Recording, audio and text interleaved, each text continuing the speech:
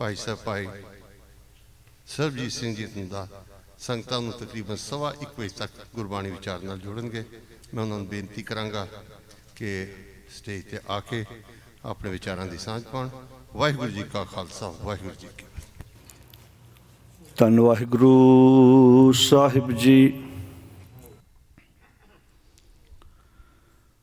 ਬਲਿਹਾਰੀ ਗੁਰੇ ਆਪਣੇ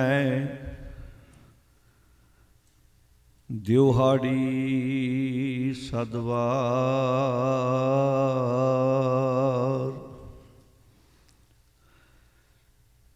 ਜਿਨਾ ਮਾਨਸ ਤੇ ਦੇਵਤੇ ਕੀਏ, ਕਰਤ ਨ ਲਾਗੀ ਵਾਰ।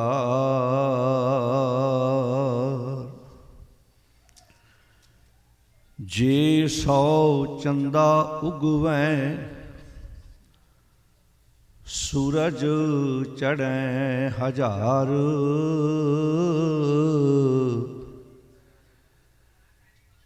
ਇਤੇ ਚਾਨਣਾ ਹੁੰਦਿਆਂ, ਗੁਰ ਬਿਨਾ ਘੋਰ ਅੰਧਾਰ।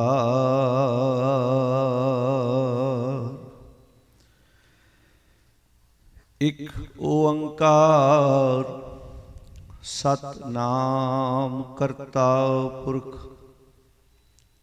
ਨਿਰਭਉ ਨਿਰਵੈਰ, ਅਕਾਲ ਮੂਰਤ, ਅਜੂਨੀ ਸੈਭੰ ਗੁਰ ਪ੍ਰਸਾਦ।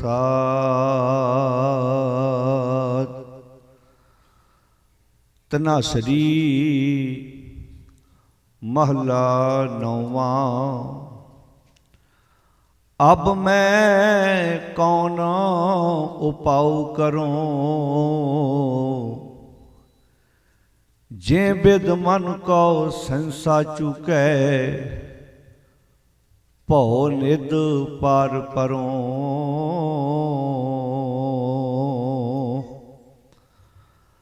ਅਬ ਮੈਂ ਕੌਣ ਉਪਾਉ ਕਰੂੰ, ਜੇ ਬਿਦ ਮਨ ਕੋ ਸੰਸਾ ਚੁਕੈ, ਭਉ ਨਿਧ ਪਾਰ ਪਰੋਂ। ਰਹਾਉ। ਜਨਮ ਪਾਏ ਕਛ ਭਲੋ ਨ ਕੀਨੋ, ਤਾਂ ਤੇ ਅਦਕ ਡਰੋਂ। ਮਨ ਬਚ ਕਰਮ ਹਰ ਗੁਣ ਨਹੀਂ ਗਾਏ, ਜੇ ਜੀ ਸੋਚ ਧਰੋਂ। ਗੁਰਮਤਿ ਸੁਣ ਕਛ ਗਿਆਨ ਨ ਉਪਜਿਓ, ਗੁਰਮਤਿ ਸੁਣ ਕਛ ਗਿਆਨ ਨ ਉਪਜਿਓ। ਪਛ ਜਿਉ ਉਦਰ ਭਰੋਂ, ਕਹੋ ਨਾਨਕ ਪ੍ਰਭੁ ਬਿਰਦ ਪਛਾਨੋ, ਤਬ ਹਉ ਪਤਿਤ ਤਰੋਂ।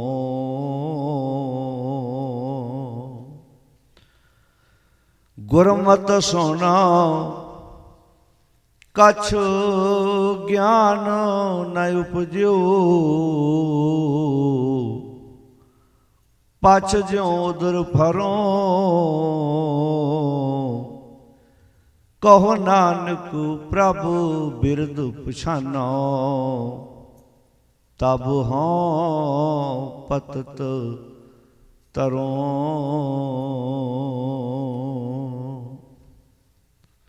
ਪਰਮ ਸਨਮਾਨਯੋਗ ਧੰਨ ਧੰਨ ਸ਼ਬਦ ਗੁਰੂ ਸ੍ਰੀ ਗੁਰੂ ਗ੍ਰੰਥ ਸਾਹਿਬ ਜੀ ਦੀ ਪਾਵਨ ਗੋਦ ਵਿੱਚ ਜੁੜ ਬੈਠੀ ਗੁਰੂ ਪਿਆਰੀ ਸਾਧ ਸੰਗਤ ਜੀਓ, ਨੌਵੇਂ ਪਾਤਸ਼ਾਹ ਧੰਨ ਗੁਰੂ ਤੇਗ ਬਹਾਦਰ ਮਹਾਰਾਜ ਜੀ ਦੇ 401 ਸਾਲਾ ਪ੍ਰਕਾਸ਼ ਪੁਰਬ ਨੂੰ ਸਮਰਪਿਤ ਰੱਖੇ ਹੋਏ ਇਹਨਾਂ ਗੁਰਮਤਿ ਸਮਾਗਮਾਂ ਦੇ ਵਿੱਚ ਅੱਜ ਅਖੀਰਲੇ ਚੌਥੇ ਦੀਵਾਨ ਦੀ ਆਪਾਂ ਸਾਰੇ ਬੜੇ ਪਿਆਰ ਨਾਲ ਹਾਜ਼ਰੀ ਭਰ ਰਹੇ ਹਾਂ। ਸਵੇਰ ਤੋਂ ਲੈ ਕੇ ਹੁਣ ਤੱਕ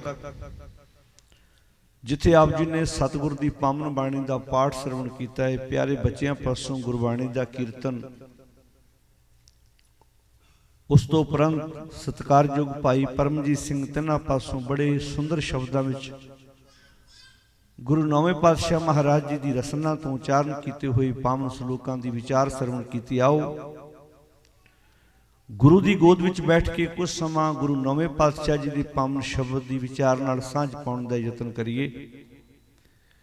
ਇਹ ਪਾਵਨ ਸ਼ਬਦ ਗੁਰੂ ਤੇਗ ਬਹਾਦਰ ਮਹਾਰਾਜ ਜੀ ਦੀ ਰਸਨਾ ਤੋਂ ਉਚਾਰਨ ਕੀਤਾ ਹੋਇਆ ਰਾਗ ਧਨਾਸਰੀ ਵਿੱਚ ਗੁਰੂ ਗ੍ਰੰਥ ਸਾਹਿਬ ਜੀ ਦੇ ਪਾਵਨ ਅੰਕ 685 ਦੇ ਉੱਪਰ ਸੁਭਾਈਮਾਨ ਹੈ। ਗੁਰਦੇਵ ਜੀ ਦੇ ਅਮੋਲਕ ਵਚਨ ਵਿਚਾਰਨ ਤੋਂ ਪਹਿਲਾਂ ਸਾਰੀ ਸੰਗਤ ਅੱਗੇ ਬੜੀ ਨਿਮਰਤਾ ਸਹਿਤ ਬੇਨਤੀ ਹੈ।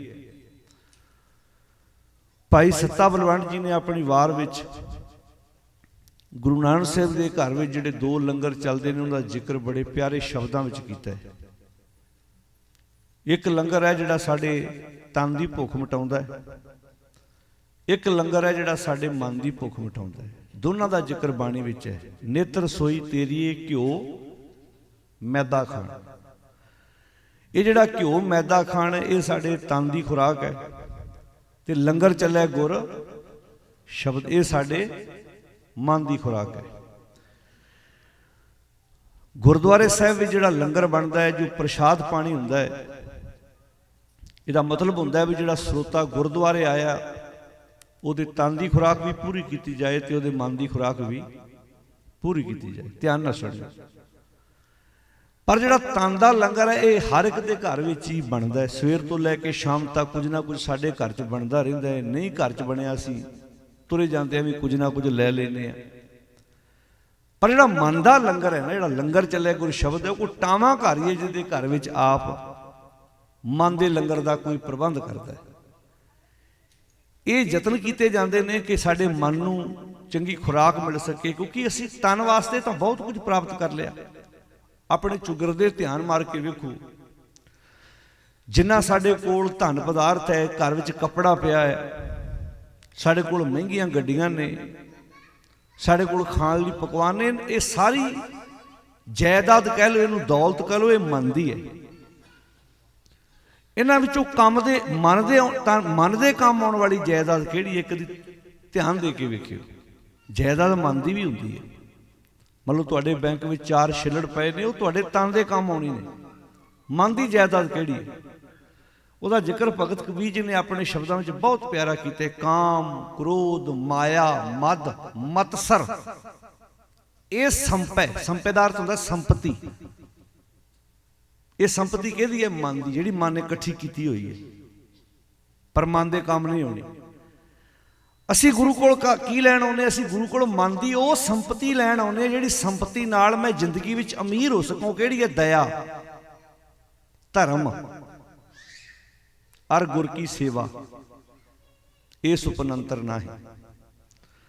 ਬੰਦਾ ਰਾਤ ਸੌਵੇਂ ਤੇ ਉਹਨੂੰ ਸੁਪਨਾ ਵੀ ਆਵੇ ਇਦਾਂ ਦਾ ਵੀ ਉਹਨੇ ਚੰਗਾ ਕੰਮ ਕੀਤਾ ਸੁਪਨੇ 'ਚ, ਵੀ ਆਪਣੇ ਹੱਥਾਂ ਨਾਲ ਕਿਸੇ ਦਾ ਸਵਾਰਿਆ। ਸੁਪਨਾ ਆਵੇ ਬੰਦੇ ਨੂੰ ਇਦਾਂ, ਰਾਤ ਸੁੱਤਾ ਹੈ, ਉਹਨੂੰ ਸੁੱਤੇ ਪਏ ਨੂੰ ਸੁਪਨਾ ਆਇਆ, ਮੈਂ ਕਿਸੇ ਦਾ ਭਲਾ ਕੀਤਾ, ਮੈਂ ਗੁਰਬਾਣੀ ਪੜ੍ਹੀ ਹੈ, ਮੈਂ ਸੇਵਾ ਕੀਤੀ ਹੈ। ਮਾਰੋ ਧਿਆਨ ਆਪੋ ਆਪਣੇ ਚੁਗਰਦੇ 'ਚ। ਕਿੰਨੇ ਨੂੰ ਇਦਾਂ ਦੇ ਚੰਗੇ ਸੁਪਨੇ ਆਉਂਦੇ ਨੇ। ਸੁਪਨਾ ਚੰਗਾ ਤਾਂ ਆਏਗਾ ਜੇ ਮੈਂ ਦਿਨ ਵੇਲੇ ਚੰਗਾ, ਬੋਲੋ ਜੀ, ਸੋਚਿਆ ਹੋਏਗਾ। ਗੁਰੂ ਨੌਵੇਂ ਪਾਤਸ਼ਾਹ ਗੁਰੂ ਰਾਮਦਾਸ ਮਹਾਰਾਜ ਦਾ ਵਾਕ ਹੈ, ਹਰ ਹਰ ਕਰੈ ਨਿਤ ਕਪਟ ਕਮਾਵੈ, ਹਿਰਦਾ ਸ਼ੁੱਧ ਨ ਹੋਈ, ਅਨ ਦਿਨ ਕਰਮ ਕਰੈ, ਬੋ ਤੇਰੇ ਸੁਪਨੇ ਸੁਖ ਨਾ ਹੋਈ। ਬੰਦੇ ਦੇ ਅੰਦਰ ਕਪਟ ਹੋਵੇ ਤੇ ਜ਼ੁਬਾਨ ਤੋਂ ਰਾਮ ਰਾਮ ਕਰਦਾ ਹੋਵੇ, ਬਾਣੀ ਕਹਿੰਦੀ ਇਹੋ ਜਿਹੇ ਬੰਦੇ ਨੂੰ ਤਾਂ ਏਦਾਂ ਜਾਗਦਿਆਂ ਸੁੱਖ ਤਾਂ ਕੀ ਮਿਲਣਾ, ਸੁਪਨਾ ਵੀ ਸੁੱਖ ਦਾ ਨਹੀਂ ਆਉਂਦਾ। ਵੀ ਚਲੋ ਏਦਾਂ ਜਾਗਦਿਆਂ ਸੁੱਖ ਮਿਲ ਜਾਏ ਤੇ ਗੱਲ ਬਹੁਤ ਵੱਡੀ ਹੈ, ਚਲੋ ਸੁਪਨਾ ਹੀ ਸੁੱਖ ਦਾ ਆ ਜਾਏ।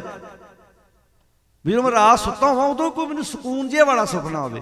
ਕਹਿੰਦੇ ਸੁਪਨਾ, ਬੋਲੋ ਜੀ, ਸੁੱਖ ਨਾ ਹੋਈ। ਕਿਹਨਾਂ ਨੂੰ? ਹਰ ਹਰ ਕਰੇ ਨਿਤ।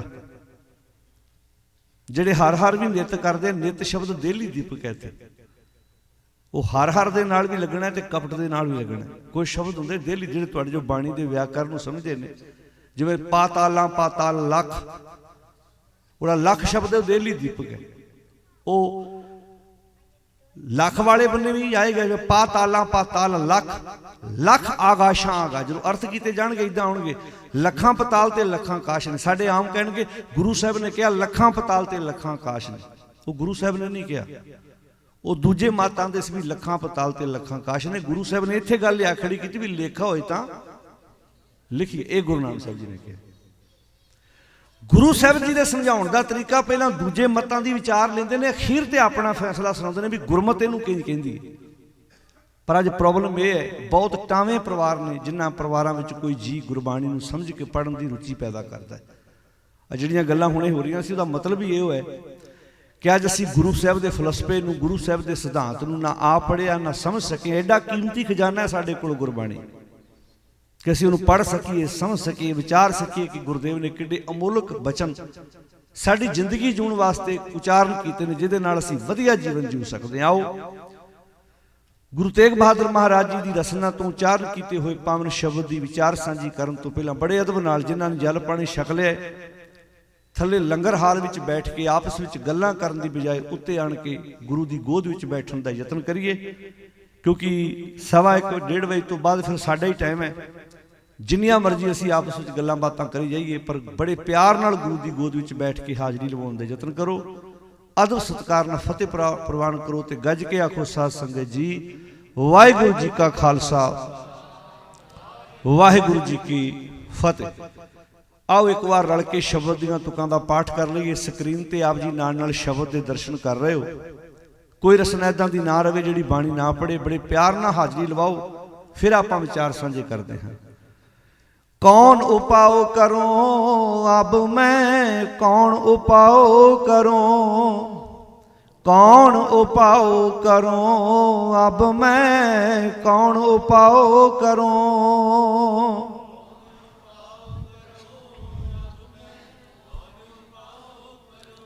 वाह वाह।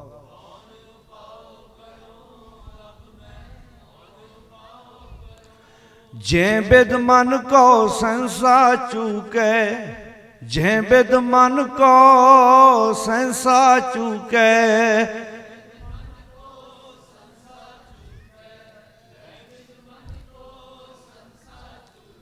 पौ निद पार परो अब मैं, कौन उपाओ करूं, कौन उपाओ करूं अब मैं, कौन उपाओ करूं।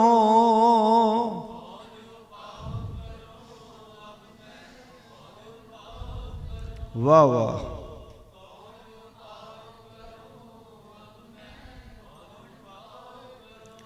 जन्म पाए कछ भलो न कीनो, जन्म पाए कछ भलो न कीनो,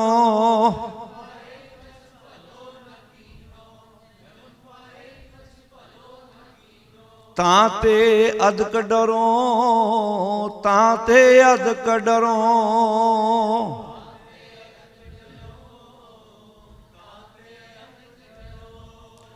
ताते अदक डरो, ताते अदक डरो।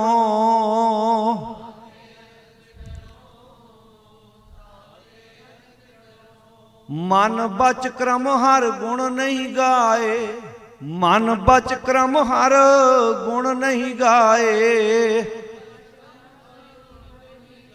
वाह वाह। जे जी सोच धरो, जे जी सोच धरो,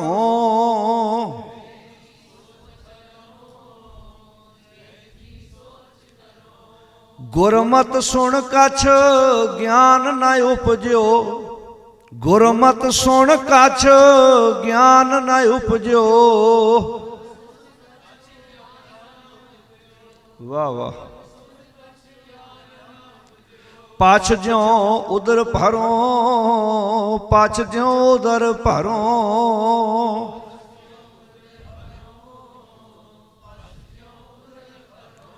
कहो नानक प्रभ बिरद पुछानो, कहो नानक प्रभ बिरद पुछानो।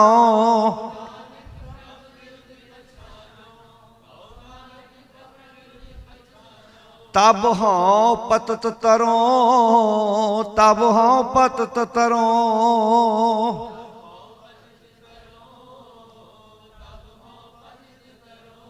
कौन उपाओ करूं अब मैं, कौन उपाओ करूं।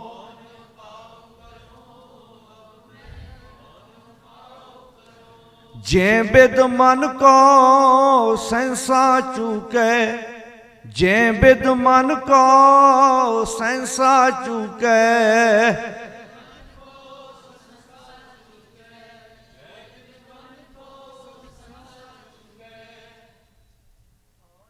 आओ साध संगत जी, बड़े अदब नाल आपां सारिਆਂ ने गुरबाणी गाई है।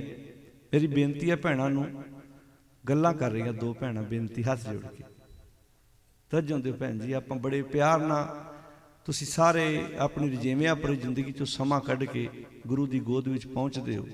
ये समां जिहड़ा सानूं मिलिਆ, ਇਹਨੂੰ ਅਸੀਂ सफल करन दा यतन करना है।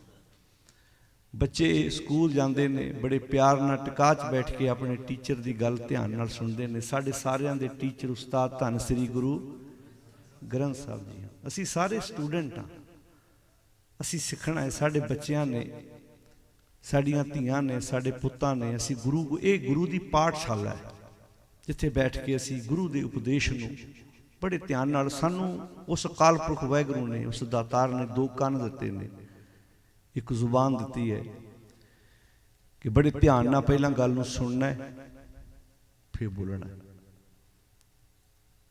जो कान सुनते हैं उहदा असर जुबान ते हुंदा है। इहदा जिक्र बाणी ने कीता है। तुसीं वेखिओ जिन्हां घरां च कोई वड्डा गाल कढदा है, बच्चिआं नूं गालां कढण दी आदत। जिन्हां घरां च कोई चंगी गल करदा है, बच्चिआं नूं चंगे काम करन दी आदत पैंदी। जिक्र बाणी च इह सरवणो मेरिओ सच है सुनना। हुण लिंक वेखियो किड्डा डूंगा।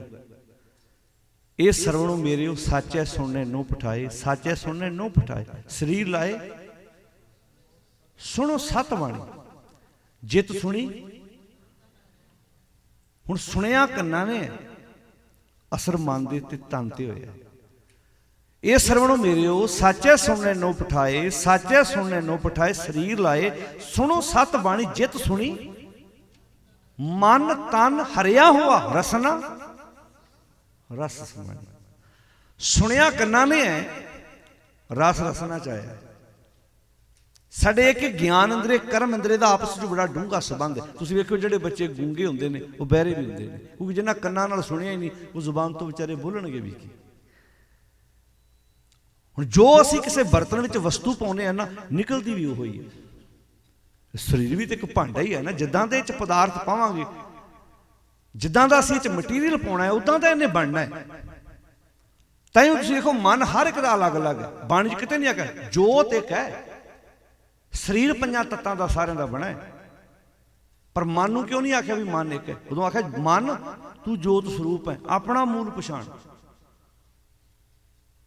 सारिਆਂ दे मन अपने अपने, क्योंकि विचार अपने अपने ने।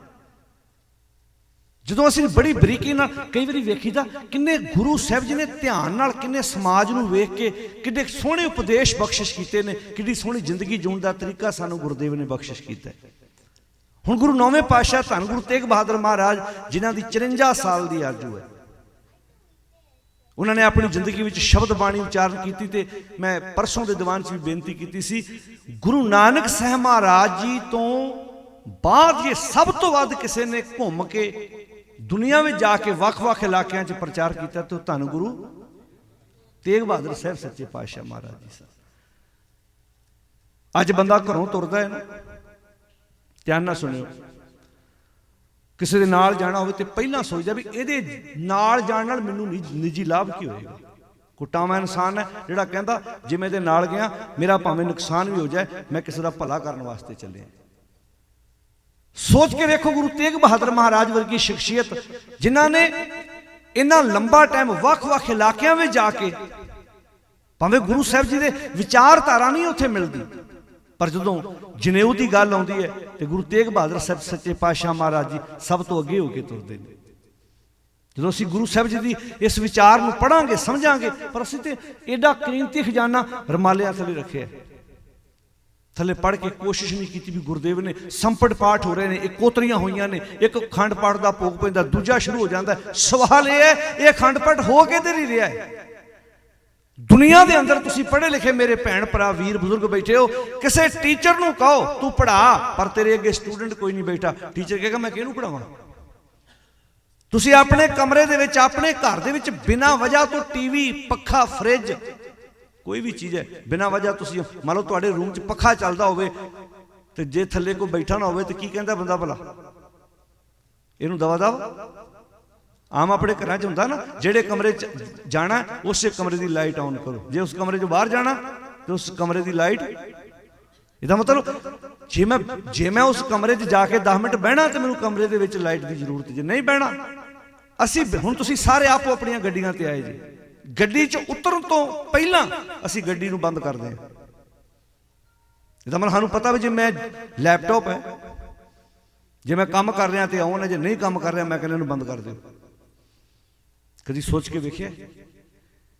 ਗੁਰੂ ਸਾਹਿਬ ਜੀ ਨੇ ਜਿਹੜੀ ਵਿਚਾਰ ਦਿੱਤੀ ਸੀ, ਜਿਹੜਾ ਗਿਆਨ ਉਪਦੇਸ਼ ਬਖਸ਼ਿਸ਼ ਕੀਤਾ ਸੀ, ਜਿਹੜਾ ਭਾਈ ਸਾਹਿਬ ਗ੍ਰੰਥੀ ਸਿੰਘ ਨੇ ਪਾਠੀ ਨੇ ਪਾਠ ਕਰਨਾ ਸੀ, ਉਹ ਕਿਹਦੇ ਲਈ ਕਰਨਾ ਸੀ? ਸਰੋਤੇ ਲਈ। ਤੇ ਸਰੋਤਾ ਕਿੱਥੇ? ਬੋਲੋ ਸਾਧ ਸੰਗਤ ਜੀ, ਜਿਹੜਾ ਸਰੋਤਾ ਜਿਹਦੇ ਲਈ ਬਾਣੀ ਪੜ੍ਹੀ ਜਾਣੀ ਉਹ ਕਿੱਥੇ? ਬੋਲੋ ਗੁਰੂ ਕੇ ਪਿਆਰਿਓ, ਉਹ ਕੰਮਾਂ ਕਾਰਾਂ ਵਿੱਚ। ਚਲੋ ਕਈਆਂ ਦਾ ਤੇ ਪਾਠ ਇੰਝ ਹੁੰਦਾ ਵੀ ਕੋਈ ਕਹਿੰਦਾ ਚਲੋ ਗੁਰਦੁਆਰੇ ਪਾਠ ਰਖਾਇਆ, ਮੈਂ ਘਰ ਰਖਾਇਆ ਤੇ ਬਾਹਰ। ਕਈਆਂ ਦੇ ਪਾਠ ਇੰਡੀਆ ਹੋ ਰਹੇ ਨੇ ਤੇ ਆਪ ਵਿਦੇਸ਼ 'ਚ ਬੈਠੇ ਨੇ, ਕਿਸੇ ਡੇਰੇ 'ਚ ਪਾਠ ਹੋ ਰਿਹਾ, ਕਿਸੇ ਇਤਿਹਾਸਕ ਸਥਾਨ ਗੁਰਦੁਆਰੇ 'ਚ ਹੋ ਰਿਹਾ। ਸ੍ਰੀ ਗੁਰੂ ਗ੍ਰੰਥ ਸਾਹਿਬ ਬਾਣੀ ਦਾ ਵਾਕ ਹੈ, ਬਿਨ ਖਾਏ ਬੂਝੇ ਨਹੀਂ ਭੂਖ, ਬਿਨਾਂ ਖਾਣ ਤੋਂ ਭੁੱਖ ਨਹੀਂ ਮਿਟੇਗੀ। ਬਿਨਾਂ ਖਾਣ ਤੋਂ ਪੜ੍ਹੇਗਾ, ਸਮਝੇਗਾ, ਵਿਚਾਰੇਗਾ। ਗੁਰੂ ਦਾ ਪਾਵਨ ਉਪਦੇਸ਼, ਧੰਨ ਗੁਰੂ ਤੇਗ ਬਹਾਦਰ ਮਹਾਰਾਜ ਦਾ ਵਾਕ ਆਪਾਂ ਹੁਣੇ ਪੜ੍ਹਿਆ, ਅਬ ਮੈਂ ਕੌਣ ਉਪਾਉ ਕਰੂੰ। ਉਪਾਅ ਕਹਿੰਦੇ ਨੇ ਇਲਾਜ ਨੂੰ। ਜਿਵੇਂ ਕੋਈ ਬੰਦਾ ਜ਼ਿਆਦਾ ਬਿਮਾਰ ਹੋ ਜਾਏ, ਉਹਨੂੰ ਕਹਿੰਦੇ ਨੇ ਤੂੰ ਕੋਈ ਉਪਾਅ ਕਰਾਇਆ, ਕੋਈ ਦਵਾ ਦਾਰੂ ਦਾ ਪ੍ਰਬੰਧ ਕੀਤਾ ਵੀ ਤੂੰ ਜ਼ਿਆਦਾ ਬਿਮਾਰ ਹੈ। ਉਹ ਫਿਰ ਬੰਦਾ ਨਹੀਂ ਕਹਿੰਦਾ ਵੀ ਮੈਨੂੰ ਬਿਮਾਰੀ 3-4 ਸਾਲ ਪੁਰਾਣੀ ਹੈ, ਮੈਂ ਬੜੇ ਉਪਾਅ ਕਰਾਏ ਨੇ, ਉਸ ਡਾਕਟਰ ਕੋਲ ਵੀ ਦਵਾਈ ਲਈ, ਉੱਥੋਂ ਵੀ ਦਵਾਈ ਇੰਨੇ ਸਾਲ ਖਾ ਕੇ ਵੇਖ ਲਈ, ਕੋਈ ਫਰਕ ਜਿਹਾ ਨਹੀਂ ਪਿਆ। ਮਹਾਰਾਜ ਕਹਿੰਦੇ ਵੀ ਹੁਣ ਮੈਂ ਕਿਹੜਾ ਉਪਾਅ ਕਰਾਂ, ਕਾਹਦੇ ਲਈ ਭਲਾ? ਜੇ ਬਿੱਧ ਜਿਹੜੇ ਤਰੀਕੇ ਨਾਲ, ਜਿਹੜੇ ਉਪਾਅ ਨਾਲ ਮਨ ਕੋ ਸਹਿੰਸਾ ਚੁੱਕੇ, ਮਨ ਦਾ ਸਹਿਮ ਮੁੱਕ ਸਕੇ। ਕਦੀ ਬੰਦੇ ਨੇ ਇਹ ਦਵਾਈ ਖਾਣ ਦੀ ਕੋਸ਼ਿਸ਼ ਕੀਤੀ ਹੈ ਕਿ ਮੇਰੇ ਮਨ ਵਿੱਚ ਸਹਿਮ ਆ, ਮੈਂ ਸਹਿਮਿਆ ਹੋਇਆ। ਤੇ ਸਹਿਮ ਨੇ, ਵੇਖੋ ਸਹਿਮ ਦਾ ਸੰਬੰਧ ਕਿੱਡਾ ਡੂੰਘਾ, ਧਿਆਨ ਨਾਲ ਸੁਣੋ। ਜਿੰਨਾ ਬੰਦੇ ਅੰਦਰ ਸਹਿਮ ਹੋਏਗਾ ਓਨਾ ਮਨ ਮੈਲਾ ਹੋਏਗਾ। ਜਿਸ ਬੰਦੇ ਦੇ ਅੰਦਰ ਸਹਿਮ ਹੋਏਗਾ ਉਹਦਾ ਮਨ ਕਾਲਖ ਨਾਲ ਭਰ ਜਾਏਗਾ। ਸਹਿਮਿਆ ਬੰਦਾ ਹੀ ਸ਼ੱਕ ਨਹੀਂ ਕਰਦਾ, ਕਾਰੋਬਾਰ ਨਹੀਂ ਚੱਲਦਾ, ਲੱਗਦਾ ਕਿਸੇ ਨੇ ਕੁਝ ਸਾਡੇ ਕਾਰੋਬਾਰ ਤੇ, ਉੱਚੀ ਬੋਲ ਕੇ ਤੁਸੀਂ ਕੀਤਾ। ਇਸ ਸਹਿਮ ਚੋਂ ਮੈਲ ਪੈਦਾ ਹੋ ਗਈ, ਮਨ ਵਿੱਚ ਇੱਕ ਦੂਜੇ ਪ੍ਰਤੀ ਨਫ਼ਰਤ ਪੈਦਾ ਹੋ ਗਈ ਵੀ ਸ਼ਾਇਦ ਆਹ ਬੰਦਾ ਮੇਰੀ ਤਰੱਕੀ ਤੋਂ ਖਾਰ ਖਾਂਦਾ। ਗੁਰੂ ਅਮਰਦਾਸ ਮਹਾਰਾਜ ਜੀ ਦੀ ਪਾਵਨ ਬਾਣੀ ਆਨੰਦ ਸਾਹਿਬ ਆਪਾਂ ਪੜ੍ਹਦੇ ਹਾਂ, ਕਰਮੀ ਸਹਿਜ ਨਾ ਉਪਜੈ। ਉੱਥੇ ਕਰਮੀ ਦਾ ਅਰਥ ਕੀ ਆ? ਸਰੀਰ ਦੇ ਤਲ ਉੱਪਰ ਕੀਤੇ ਹੋਏ ਕਰਮਾਂ ਨਾਲ ਜ਼ਿੰਦਗੀ 'ਚ ਸਹਿਜ ਪੈਦਾ ਨਹੀਂ ਹੋਣਾ। ਜੇ ਪੈਦਾ ਹੁੰਦਾ ਹੋਵੇ ਤੇ ਸਰੀਰ ਦੇ ਤਲ ਉੱਪਰ ਕਿੰਨੇ ਕਰਮ ਹੋ ਰਹੇ ਨੇ, ਪਰ ਸਹਿਜ ਕਿੱਥੇ? ਕਰਮੀ ਸਹਿਜ ਨਾ ਉਪਜੈ, ਵਿਣ ਸਹਿਜੇ ਸਹਿੰਸਾ ਨਾ ਜਾਏ। ਬਿਨਾਂ ਸਹਿਜ ਤੋਂ ਸਹਿਮ ਨਹੀਂ ਜਾਣਾ ਜ਼ਿੰਦਗੀ 'ਚ। ਨਹਿ ਜਾਏ ਸਹਿੰਸਾ, ਪੜੋ ਸਾਰੇ, ਨਹਿ ਜਾਏ ਸਹਿੰਸਾ ਕਿਤੇ ਸੰਜਮ ਰਹਿ ਕਰਮ ਕਮਾਏ। ਸਹਿੰਸੇ, ਹੁਣ ਗੱਲ ਆ ਗਈ ਨਾ, ਜਿੰਨਾ ਸਹਿਮ ਹੋਏਗਾ ਉਹਨਾਂ ਜੀਓ ਮੈਲਾ ਹੋਏਗਾ। ਜਿੰਨਾ ਬੰਦੇ ਦੀ ਜ਼ਿੰਦਗੀ 'ਚ ਸਹਿਮ ਆਉਂਦਾ ਜਾਊ ਉਹਨਾਂ ਜੀਓ ਮੈਲਾ ਹੁੰਦਾ ਜਾਊ। ਤੇ ਜੀਓ ਮੈਲਾ ਜਦੋਂ ਹੋਏਗਾ ਉਦੋਂ ਕੀ ਹੁੰਦਾ ਭਲਾ? ਉਦੋਂ ਸ਼ੱਕ ਕਰਦਾ ਬੰਦੇ ਤੇ ਵੀ ਉਹ ਵੀ ਮੇਰਾ ਨੁਕਸਾਨ ਕਰਦਾ, ਉਹ ਵੀ ਮੇਰਾ ਨੁਕਸਾਨ ਕਰਦਾ, ਉਹਨੂੰ ਵੀ ਮੈਂ ਮਾੜਾ ਲੱਗਦਾ, ਉਹ ਵੀ ਮੇਰੀ ਤਰੱਕੀ 'ਚ ਰੁਕਾਵਟ ਖੜੀ ਕਰਦਾ। ਬੰਦੇ ਦੇ ਇਸ ਜੀਓ ਮੈਲੇ ਨੇ ਆਪਣਿਆਂ ਤੋਂ ਆਪਣੇ ਦੂਰ ਕਰ ਦਿੱਤੇ। ਸੈਂਸੇ ਜਿਉ ਮਲੀਨ ਹੈ, ਪਾਸ਼ਾ ਕਹਿੰਦੇ ਕਿਤ ਸੰਜਮ। ਕੋਈ ਸੰਜਮ ਹੈਗਾ, ਕੋਈ ਤਰੀਕਾ ਹੈਗਾ ਧੋਣ ਦਾ? ਕਹਿੰਦੇ ਹਾਂ ਹੈਗਾ। ਕਹਿੰਦੇ ਮਨ ਧੋਵੋ। ਕਾਹਦੇ ਨਾਲ ਜੀ?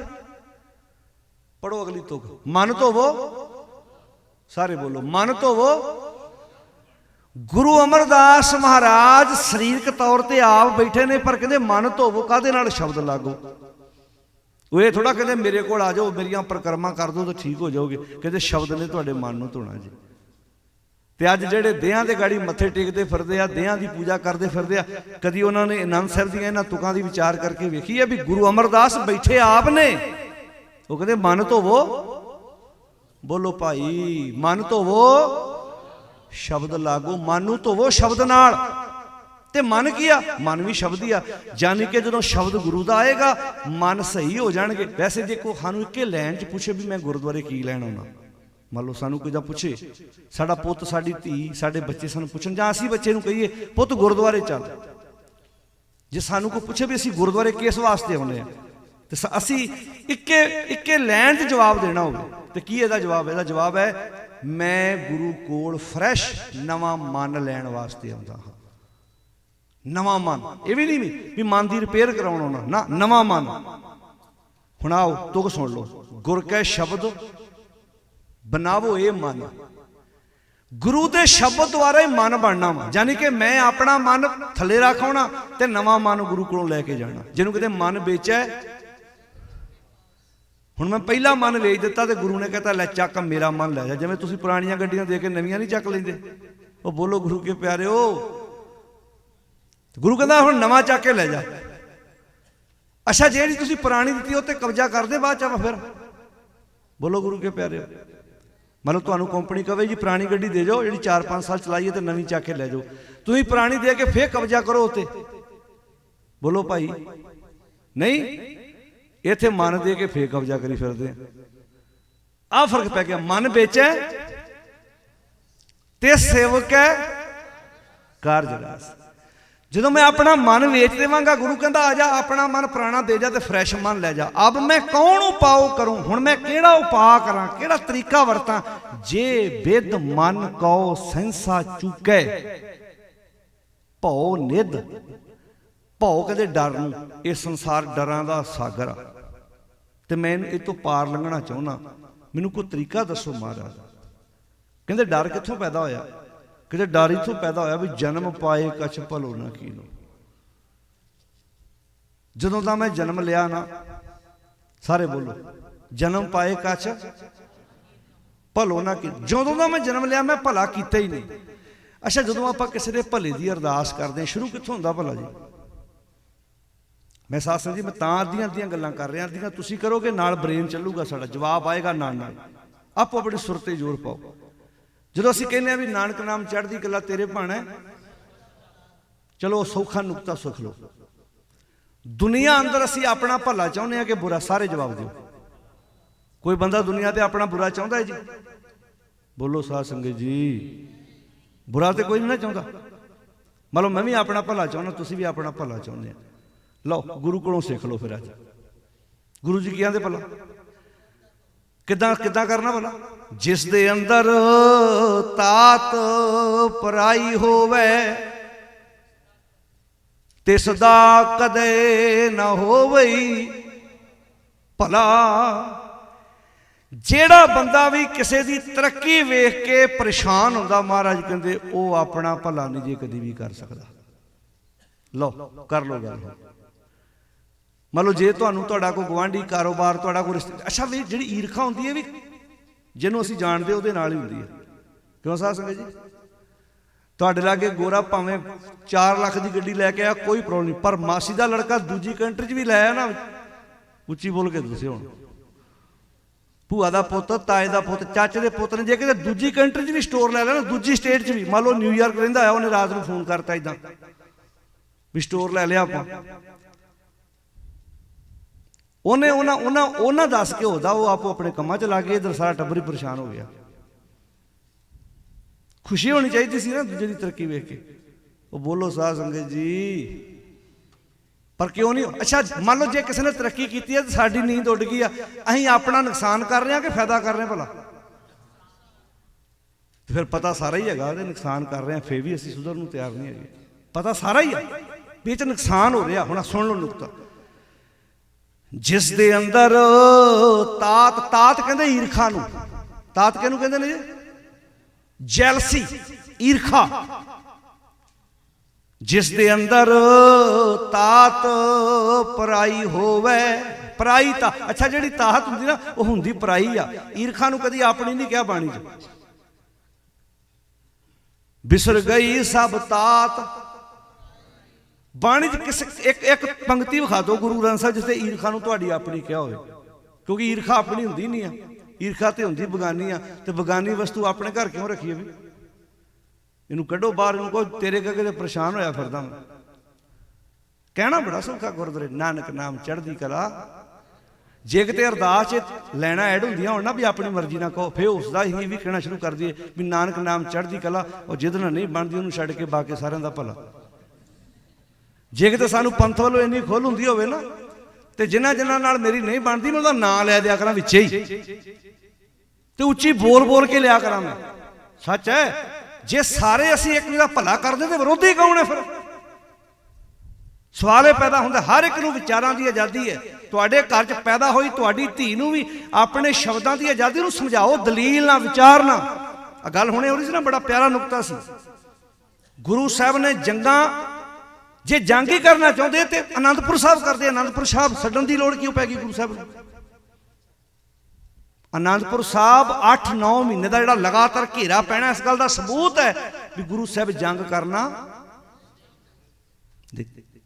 ਉਹ ਜੰਗ ਨਹੀਂ ਕਰਨਾ ਚਾਹੁੰਦੇ। ਸਰਸਾ ਪਾਰ ਕੀਤਾ, ਜਦੋਂ ਚਮਕੌਰ ਸਾਹਿਬ ਦੀ ਗੜੀ ਨੂੰ ਆਣ ਕੇ ਘੇਰਿਆ, ਫਿਰ ਕਹਿੰਦੇ ਆ ਜਾਓ ਭਾਈ। ਹੁਣ ਜਿਹੜਾ ਕੋਈ ਬੰਦਾ ਆਪਣੇ ਘਰ 'ਚ ਲਾਇਸੈਂਸੀ ਵੈਪਨ ਰੱਖਦਾ, ਉਹਦਾ ਮਤਲਬ ਹੁੰਦਾ ਮੈਂ ਡਿਫੈਂਸ ਵਾਸਤੇ, ਮੈਂ ਕਿਸੇ ਦੀ ਗੱਲ ਥੋੜ੍ਹਾ ਪੈਣਾ, ਮੈਂ ਕਿਸੇ ਨੂੰ ਐਵੇਂ ਵੜਦੇ ਥੋੜ੍ਹਾ ਫਿਰਨਾ ਜਾ ਕੇ। ਮੈਂ ਅੱਜ ਕੀ ਬਣਾ ਕੇ, ਕੀ ਸਿੱਖਾਂ ਦਾ ਕਿਹੜਾ ਰੂਪ ਬਣਾ ਕੇ ਪੇਸ਼ ਕੀਤਾ ਜਾ ਰਿਹਾ? ਗੁਰੂ ਸਾਹਿਬ ਦੀ ਉਹ ਵਿਚਾਰ, ਉਹ ਸਿਧਾਂਤ ਜਿਹੜਾ ਸਾਰਾ ਕੁਝ ਹੀ ਮਨਫੀ ਕਰਕੇ ਪੇਸ਼ ਕੀਤਾ ਜਾ ਰਿਹਾ। ਕਿਉਂ? ਕਿਉਂਕਿ ਅਸੀਂ ਪੜ੍ਹਿਆ ਵਿਚਾਰਿਆ ਹੈ ਹੀ ਨਹੀਂ ਨਾ। ਸਾਡੇ ਘਰ ਟਾਵੇਂ ਪਰਿਵਾਰ ਨੇ ਜਿਨ੍ਹਾਂ ਘਰਾਂ ਵਿੱਚ ਕੋਈ 2-4 ਸਿੱਖੀ ਨਾਲ ਸੰਬੰਧਿਤ ਕਿਤਾਬਾਂ ਮਿਲ ਜਾਣਗੀਆਂ, ਕੋਈ ਬਾਣੀ ਦੀ ਪੋਥੀ ਮਿਲ ਜਾਏਗੀ, ਨਹੀਂ ਤੇ ਸ਼ੌਂਕ ਹੈ ਨਹੀਂ ਘਰਾਂ 'ਚ ਰੱਖਣ ਦਾ। ਘਰਾਂ 'ਚ ਸੋਹਣੀਆਂ ਲਾਇਬ੍ਰੇਰੀਆਂ ਬਣਾਓ, ਕਿਤੇ ਸੋਹਣੀ 1-2 ਕਿਤਾਬ, ਕਿਤੇ ਬੰਦਾ ਵਿਹਲਾ ਬੈਠਾ 10 ਮਿੰਟ।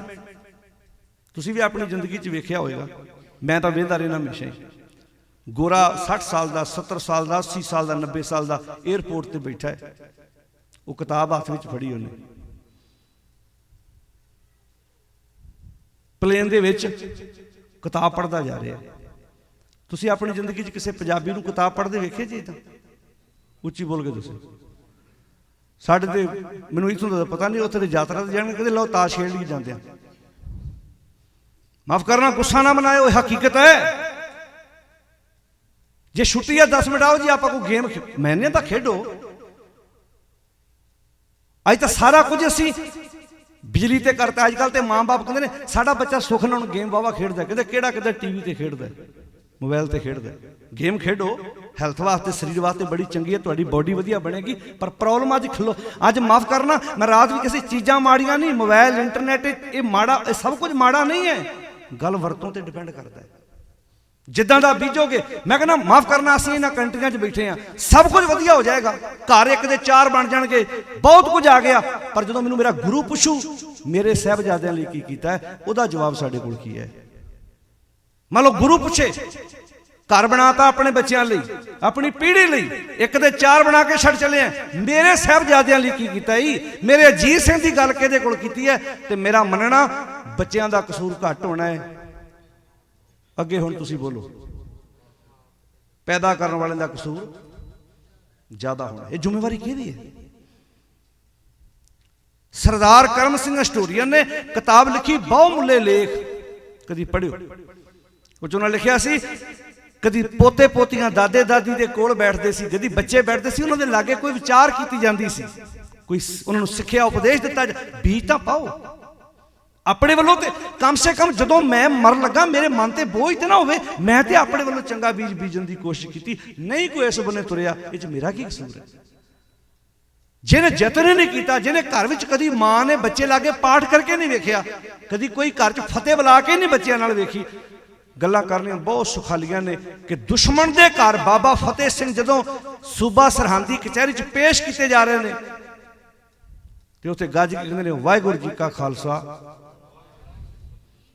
ਉੱਥੇ ਸ਼ਬਦ ਬੋਲੇ ਗਏ, ਉਹ ਬੱਚਿਓ ਇਹ ਤੁਹਾਡੇ ਪਿਤਾ ਦਾ ਦਰਬਾਰ ਨਹੀਂ, ਇਹ ਸੂਬੇ ਸਰਹੰਦ ਦੀ ਕਚਹਿਰੀ ਹੈ। ਤੇ ਸਾਹਿਬਜ਼ਾਦਿਆਂ ਦਾ ਜਵਾਬ ਸੀ, ਕਹਿੰਦੇ ਅਸੀਂ ਗੁਰੂ ਦੇ ਸਾਹਿਬਜ਼ਾਦੇ ਹਾਂ, ਗੁਰੂ ਦੇ ਪੁੱਤਰ ਹਾਂ, ਅਸੀਂ ਜਿੱਥੇ ਜਾਂਦੇ ਅਸੀਂ ਆਪਣੇ ਬੋਲ ਬਾਲੇ ਰੱਖਦੇ ਹਾਂ।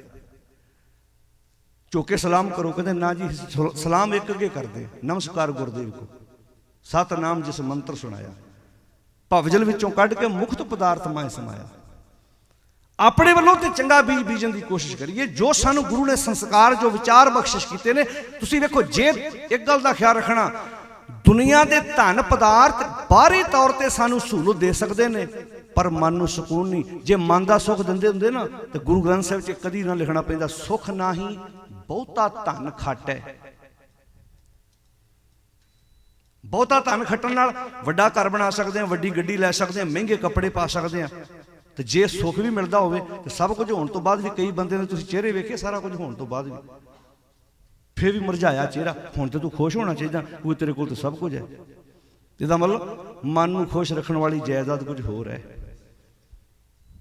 ਇਹਦਾ ਮਤਲਬ ਮਨ ਨੂੰ ਖੁਸ਼ ਰੱਖਣ ਵਾਲੀ ਜਾਇਦਾਦ, ਬੋਲੋ ਜੀ, ਉਹ ਇਹ ਜਾਇਦਾਦ ਨਹੀਂ। ਇਹਦੇ ਨਾਲ ਵੱਡਾ ਘਰ ਬਣ ਸਕਦਾ ਹੈ, ਵਧੀਆ ਖਾਣੇ ਆ ਸਕਦੇ ਨੇ, ਸਭ ਕੁਝ। ਉਹ ਮਨ ਦੀ ਜਾਇਦਾਦ ਕੀ ਹੈ? ਜਿਹੜਾ ਮਨ ਦਾ ਸਕੂਨ, ਜਿਹੜਾ ਸਾਨੂੰ ਸਤਿਗੁਰ ਦੀ ਬਾਣੀ ਬਖਸ਼ਿਸ਼ ਕਰਦੀ ਹੈ। ਅਮੀਰੀ ਵੇਖੋ ਗੁਰੂ ਨਾਨਕ ਸਾਹਿਬ ਦੇ ਘਰ ਦੀ। ਜਦੋਂ ਗੁਰੂ ਤੇਗ ਬਹਾਦਰ ਮਹਾਰਾਜ ਵੱਖ-ਵੱਖ ਇਲਾਕਿਆਂ 'ਚ ਪ੍ਰਚਾਰ ਦੌਰੇ ਕਰਦੇ ਜਾ ਰਹੇ ਨੇ। ਮਾਨਸਾ ਜ਼ਿਲ੍ਹੇ ਵਿੱਚ ਇੱਕ ਪਿੰਡ ਹੈ ਜਿਸ ਦਾ ਨਾਮ ਸਮਾਊ ਹੈ। ਕੁਝ ਸਾਖੀਆਂ ਇੱਦਾਂ ਨੇ ਜਿਹੜੀਆਂ ਸਾਡੇ ਤੱਕ ਪਹੁੰਚੀਆਂ ਨਹੀਂ, ਅੱਜ ਵੀ ਉਹ ਪਿੰਡ ਮਾਨਸਾ ਜ਼ਿਲ੍ਹੇ ਵਿੱਚ ਹੈ। ਪਿੰਡ ਦਾ ਨਾਮ ਹੈ ਸਮਾਊ। ਗੁਰੂ ਤੇਗ ਬਹਾਦਰ ਮਹਾਰਾਜ ਘਰੋਂ ਵੱਖ-ਵੱਖ ਸਿੱਖਾਂ ਦੇ ਨਾਲ ਵੱਖ-ਵੱਖ ਇਲਾਕਿਆਂ 'ਚ ਪ੍ਰਚਾਰ ਦੌਰੇ ਕਰਦੇ ਜਾ ਰਹੇ ਨੇ। ਪਿੰਡ ਦੇ ਬਾਰ-ਬਾਰ ਟਿਕਾਣਾ ਕੀਤਾ ਧੰਨ ਗੁਰੂ ਤੇਗ ਬਹਾਦਰ ਮਹਾਰਾਜ ਜੀ ਨੇ। ਸਮਾਓ ਪਿੰਡ ਦਾ ਗਰੀਬ ਜਿਹਾ ਕਿਸਾਨ ਆਪਣੇ ਖੇਤਾਂ ਵਿੱਚ ਕੰਮ ਕਰ ਰਿਹਾ। ਉਹਦੀ ਪਤਨੀ ਉਹਦੇ ਵਾਸਤੇ ਜਲ ਪਾਣੀ ਲੈ ਕੇ ਗਈ ਹੈ, ਘਰੋਂ ਰੋਟੀ ਲੈ ਕੇ ਗਈ ਹੈ।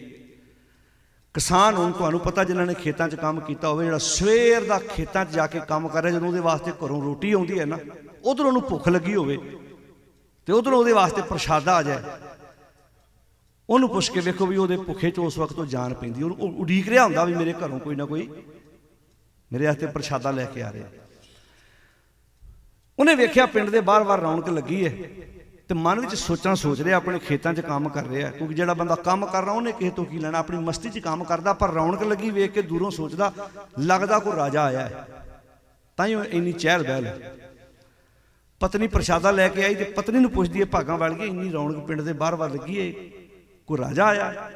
ਕਹਿੰਦੀ, ਨਹੀਂ, ਮੈਂ ਸੁਣਿਆ ਪਿੰਡ ਦੀਆਂ ਬੀਬੀਆਂ ਕੋਲੋਂ, ਪਿੰਡ ਦਿਆਂ ਵੀਰਾਂ ਕੋਲੋਂ, ਕਿ ਆਪਣੇ ਇਲਾਕੇ 'ਚ ਗੁਰੂ ਨਾਨਕ ਸਾਹਿਬ ਮਹਾਰਾਜ ਜੀ ਦੇ ਘਰ ਦੇ ਵਾਰਸ 9ਵੇਂ ਪਾਤਸ਼ਾਹ ਧੰਨ ਗੁਰੂ ਤੇਗ ਬਹਾਦਰ ਮਹਾਰਾਜ ਆਏ ਨੇ।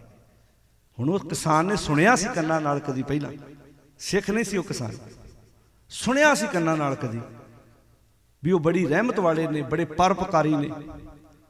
ਕਹਿੰਦਾ, ਭਾਗਾਂ ਵਾਲੀਏ, ਜੇ ਸੱਚੀ ਗੁਰੂ ਤੇਗ ਬਹਾਦਰ ਸਾਹਿਬ ਆਏ ਨੇ ਤੇ ਆਪਾਂ ਚੱਲੀਏ ਦਰਸ਼ਨ ਕਰ ਲਈ। ਕਹਿੰਦੇ, ਆਪਣੇ ਹਾਲ ਵੇਖੋ ਤੁਸੀਂ। ਹੁਣ ਜਿਹੜਾ ਖੇਤਾਂ 'ਚ ਕੰਮ ਕਰਨ ਵਾਲਾ, ਉਹਦੇ ਕੱਪੜੇ ਕਿੱਦਾਂ ਦੇ ਹੋਣਗੇ? ਤੇ ਉਹਦੀ ਪਤਨੀ ਆਂਦੀ, ਮੈਂ ਇਹ ਵੀ ਸੁਣਿਆ ਵੀ ਜਿਹੜਾ ਗੁਰੂ ਨੂੰ ਕੁਝ ਮਿਲਣ ਜਾਂਦਾ ਤੇ ਉਹ ਕੁਝ ਨਾ ਕੁਝ ਲੈ ਕੇ ਵੀ ਜਾਂਦਾ, ਆਪਣੇ ਗਰੀਬਾਂ ਕੋਲ ਕੀ ਹੈ?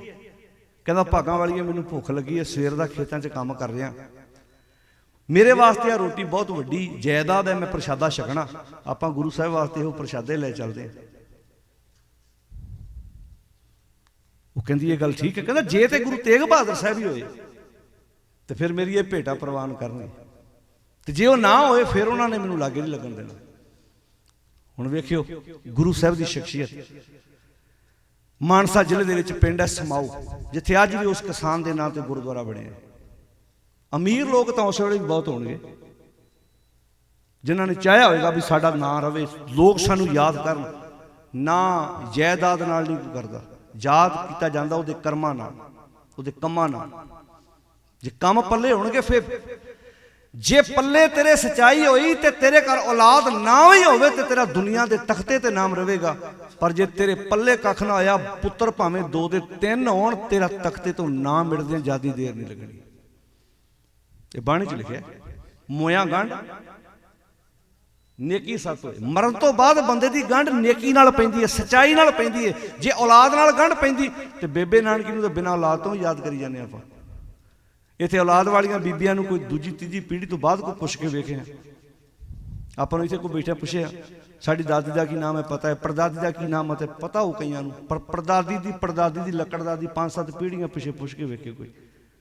ਪਰ ਵਿਚਾਰਿਆਂ ਜ਼ੋਰ ਤੇ ਉਹਨਾਂ ਨੇ ਵੀ ਬੜਾ ਲਾਇਆ ਹੋਣਾ। ਗਰੀਬ ਕਿਸਾਨ ਕਹਿੰਦਾ ਵੀ ਭਾਗਾਂ ਵਾਲੀਏ, ਭੁੱਖ ਮੈਨੂੰ ਲੱਗੀ, ਆਪਾਂ ਇਹੋ ਹੀ ਭੇਟਾ ਗੁਰੂ ਸਾਹਿਬ ਨੂੰ ਲੈ ਕੇ ਚੱਲਦੇ ਹਾਂ। ਮਾੜਾ ਮੋੜ ਜਿੰਨਾ ਕੁ ਪਾਣੀ ਸੁਣੇ ਆਪਣੇ ਹੱਥ ਪੈਰ ਸਾਫ਼ ਕੀਤੇ। ਹੁਣ ਬਸਤਰ ਕਿੱਦਾਂ ਦੇ ਸੀ ਖੇਤਾਂ 'ਚ ਕੰਮ ਕਰਨ ਵਾਲੇ ਕਿਸਾਨ ਦੇ? ਦੋਵੇਂ ਪਤੀ ਪਤਨੀ ਤੁਰ ਪਏ। ਮਹਾਰਾਜ ਬੈਠੇ ਨੇ। ਅੱਜ ਵਰਗਾ ਕੰਮ ਥੋੜ੍ਹਾ ਸੀ, ਉੱਥੇ ਗੁਰੂ ਸਾਹਿਬ ਫੈਸਲੇ ਕਰਦੇ ਨੇ, ਵਿਚਾਰ ਚਰਚਾ ਹੁੰਦੀ ਹੈ, ਘਰਾਂ ਦੀਆਂ ਸਮੱਸਿਆਵਾਂ ਹੱਲ ਕੀਤੀਆਂ ਜਾਂਦੀਆਂ ਨੇ, ਫੈਸਲੇ ਕਿਤੇ ਅਦਾਲਤਾਂ ਤੱਕ, ਕੋਰਟ ਕਚਹਿਰੀਆਂ ਤੱਕ ਜਾਂਦੇ ਥੋੜ੍ਹਾ ਸੀ। ਅੱਜ ਤਾਂ ਅਸੀਂ ਫੇਲ ਹੋ ਗਏ ਇੱਥੇ ਆਣ ਕੇ। ਜੇ ਮੰਨ ਲਓ ਕਿਸੇ ਦੇ ਕੋਈ ਪੁੱਤਰ ਧੀ ਦਾ ਕੋਈ ਝਗੜਾ ਵਿੱਚ ਪੈ ਕੇ ਨਿਬੇੜਨ ਦੀ ਕੋਸ਼ਿਸ਼ ਕਰਨੀ ਚਾਹੀਦੀ, ਜਿੱਥੋਂ ਤੱਕ ਸਾਡਾ ਜ਼ੋਰ ਪਵੇ, ਜਿੱਥੋਂ ਤੱਕ ਸਾਡੀ ਵਾਹ ਚੱਲੇ। ਹੁਣ ਪਾਤਸ਼ਾਹ ਜੀ ਉੱਥੇ ਵਿਚਾਰ ਗੋਸ਼ਟੀਆਂ ਕਰ ਰਹੇ ਨੇ, ਮਨ ਦੀ ਅਵਸਥਾ ਪੁੱਛ ਰਹੇ ਨੇ, ਗੱਲਾਂ ਬਾਤਾਂ ਹੋ ਰਹੀਆਂ ਨੇ। ਪੁਰਾਣਾ ਸਮਾਂ ਹੁੰਦਾ ਸੀ, ਪਤਾ ਕੀ ਪੁੱਛਿਆ ਜਾਂਦਾ ਸੀ? ਘਰ 'ਚ ਸਿੱਖੀ ਦਾ ਕੀ ਹਾਲ ਆ, ਇੱਦਾਂ ਪੁੱਛਿਆ ਜਾਂਦਾ ਸੀ। ਅੱਜ ਕਿੱਥੇ ਚੱਲੇਗਾ ਕੰਮ? ਕਾਰੋਬਾਰ ਕਿੱਦਾਂ ਚੱਲਦਾ? ਕਿਸਾਨ ਨੂੰ ਪੁੱਛੇਗਾ ਫਸਲ ਕਿੱਦਾਂ ਦੀ ਹੋਈ ਆ, ਉਦੋਂ ਪੁੱਛੇਗਾ ਸਿੱਖੀ ਦਾ ਕੀ ਹਾਲ ਆ। ਘਰ 'ਚ ਕੋਈ ਗੱਲ ਗੁਰੂ ਦੀ ਹੁੰਦੀ ਆ ਕਿ ਨਹੀਂ ਹੁੰਦੀ? ਸਿੰਘ ਸਿੰਘਣੀ ਮਿਲ ਬਹਿ ਚਰਚਾ ਕਰੇ ਅਪਾਰ, ਭਜਨ ਸਿਖਾਵੇ ਪੁੱਤਰ ਕੋ ਮਿਲ ਭਜ ਬਾਰੰਬਾਰ। ਇਹ ਗੱਲ ਸੀ। ਸਮਾਂ ਆਪਣੀ ਰਫਤਾਰ ਤੁਰਦਾ ਗਿਆ। ਦੋਵੇਂ ਪਤੀ ਪਤਨੀ ਪਹੁੰਚ ਗਏ। ਪਰ ਘੜਾਮ ਚੌਧਰੀ ਉਸ ਵਕਤ ਵੀ ਹੈਗੇ ਸੀ ਕੋਈ। ਉਹਨਾਂ ਜਦੋਂ ਬਸਤਰ ਵੇਖੇ, ਉਹਨਾਂ ਆਪਣੇ ਵੱਲੋਂ ਅੱਗੇ ਨਹੀਂ ਜਾਣ ਦੀ ਕੋਸ਼ਿਸ਼ ਕੀਤੀ ਵੀ ਇਹ ਤਾਂ ਬਸਤਰ। ਪਰ ਪਾਤਸ਼ਾਹ ਦੀ ਨਿਗਾਹ ਪੈ ਗਈ ਵੀ ਉਹ ਮਿਲਣਾ ਚਾਹੁੰਦੇ ਨੇ।